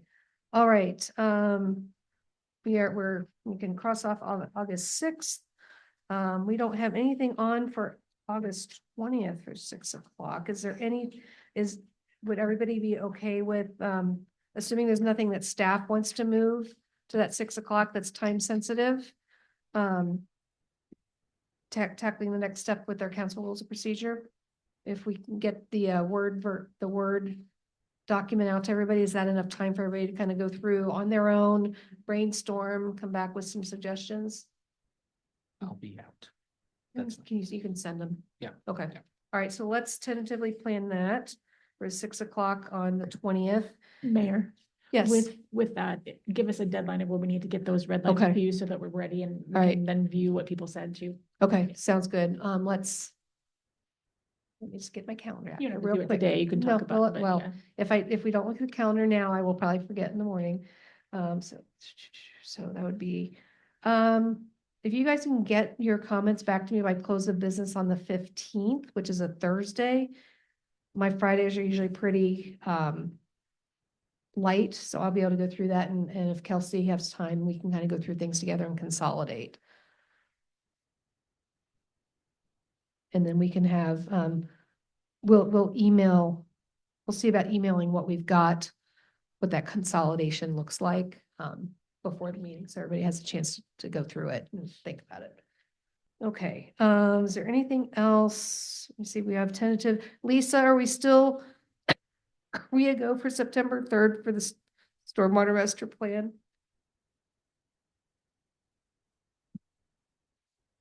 Yes, that's the revised date. We just got comments back from Ecology, so we're on track right Okay. now to, Great. hopefully, if they turn it around quickly, we're gonna turn it around quickly. We should be on track to do that. Okay, great. And then tentative for the capital facilities plan on the 17th. So that takes us out through the end of September. If there's any smaller ones that are on our TBD list that we can add in during the regular meeting, then we will do that. Couple Yeah. quick questions. Sure. One, is Mark still with us? Yeah. Mark, do we have an agenda or format for the September 10th event? We have a preliminary agenda and in fact have a meeting scheduled with the committee that put this tentative agenda together, I believe, next week to finalize it. And Okay. so the goal would be to bring the final agenda back on the 20th for council to see. Got it. Okay, thank you. And are we looking at 6 o'clock for that? I thought it was- Yes, Okay, on the 10th, yes. Right. yeah. The library project budget, so based on Jandy's report tonight, I'm assuming that's September 17th? Yes. Okay. I have 2 items here I was hoping that we could add, and we talked a little bit about this, is whether we need to revisit the public camping ordinance in light of the Supreme Court decision. So it's not necessarily time sensitive, but we could put it somewhere in here as a TBD.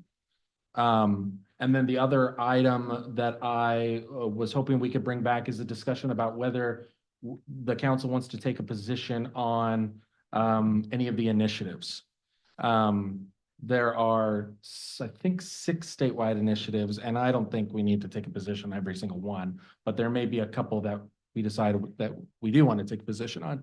So we probably, if we're going to do that, we probably should do that either in September or the 1st of October. Okay. Does anybody Good, Linda. I don't think we should be doing that because we are a non-partisan group. I also don't think it's necessary. I agree. The two issues that I am most concerned about are the ones that are impacting our citizens. Doesn't have anything to do with partisanship. It has to do with the fact that there are two initiatives that could drastically increase the cost of housing in our city. And the other is the initiative that's actually impacting businesses in our city, and that is the carbon tax initiative. The other one is the initiative that would prevent the banning of natural gas. And if we're going to be talking about trying to have more affordable housing in the city, we do not want to be banning natural gas in the city. So that is why I am suggesting we bring those forward. Councilmember Kurtz. Sean, do you have any perspective on whether we should, shouldn't, can? We can. Yeah, no, the answer to your question is no, I do not. The council has the prerogative to choose to support an initiative, if they so choose. And we have in the past. Yeah, and it's been done in the past. And we just about 6 months ago supported unanimously the proposition, Spokane County Proposition 1, to raise the sales tax for criminal justice issues. So, I mean, this is not that unusual. It's just a question of whether we want to do it. And I think with that too, I think one of the things that I would ask is we had ones that we didn't hear from, I didn't feel in hindsight that we heard from both sides. And so if we're going to take a position, I want to hear from both sides to be able to go forward. But I wouldn't initially be in favor of the council taking a position. Okay, well, would it, Sean, be appropriate at this time for me to call for a vote to see if anybody wants to move those forward? That's what you want to do. Sure, you can do that if you want to. So I would need somebody to make them. Are we making a motion to just put it on the list, workshop list, or? Yeah, yeah. I guess that would be it. Yeah, I mean, if someone wants to do that, I mean, obviously your list is a tentative list to do it. I mean, I think it's a question But of the this- council's this one prerogative seems if they pretty- want to have this discussion or not. So if it's a motion to put it on a future agenda for a topic, then certainly someone could make that Yeah, motion. this is one seems to be more split than anything else on the list, which is why I'm suggesting that. Councilmember Kennedy. I'm a little confused here that we're talking about what he's recommending is just to put this on to future for discussion, correct? Correct. Right, I but don't the, Correct me if I'm wrong. I don't recall on some of these items that it came to a vote of the council to put it on there. it didn't, but the sense I'm getting from the room is that it's pretty split. So I guess, in my mind, if there's not full support to move it forward, why even have a workshop at all? Is kind of my thinking. I will just add, Mayor, that as far as the rules of procedure allowing council members to have agenda items. So I would Right. refer back to the rules of procedure relative to that. So we can I feel we put it should- on the list, and then I guess if we get to a workshop and nobody wants to discuss it, we don't discuss it. Okay. Yes. Trying to streamline things, but that's okay. All right, Councilmember Kurtz. You talked a little bit about maybe some of the hopefully smaller topics that maybe we could work in before we really get into the budget session. Mhm. And we recently talked about dedicated funding source for art. So I would love to talk about that before we For get what? for art, the very yeah. last one, Okay, before we get into the budget season to Okay. see what we think about that. okay. And maybe we need to have the Parks and Arts Commission or engage with other people to get some ideas of what that might look like. Can we add that to the September 3rd meeting? Let's put a question mark next to that, because I would like to be able to come back with some solid information for the workshop and make sure we have time to do that. Mark, do we have the directors meeting scheduled tomorrow? Can't remember. I have to look at the calendar, verify, but we should have it on Okay. the calendar. I will say that there has already been a preliminary discussion with the Parks and Arts Commission about this, and there's been some research done. And so I don't know where that stands specifically, but some work has started. Okay, so maybe it's more of a matter of getting with Nancy as the chair and seeing where they are on that, and maybe they can make a presentation. I think it would probably be a joint discussion Yeah. with Parks and Arts and staff, but certainly we could get Nancy's insights into where they stand with the Okay. research that they started. All right, we'll shoot for that, but it might be later in September. We'll see what we can do.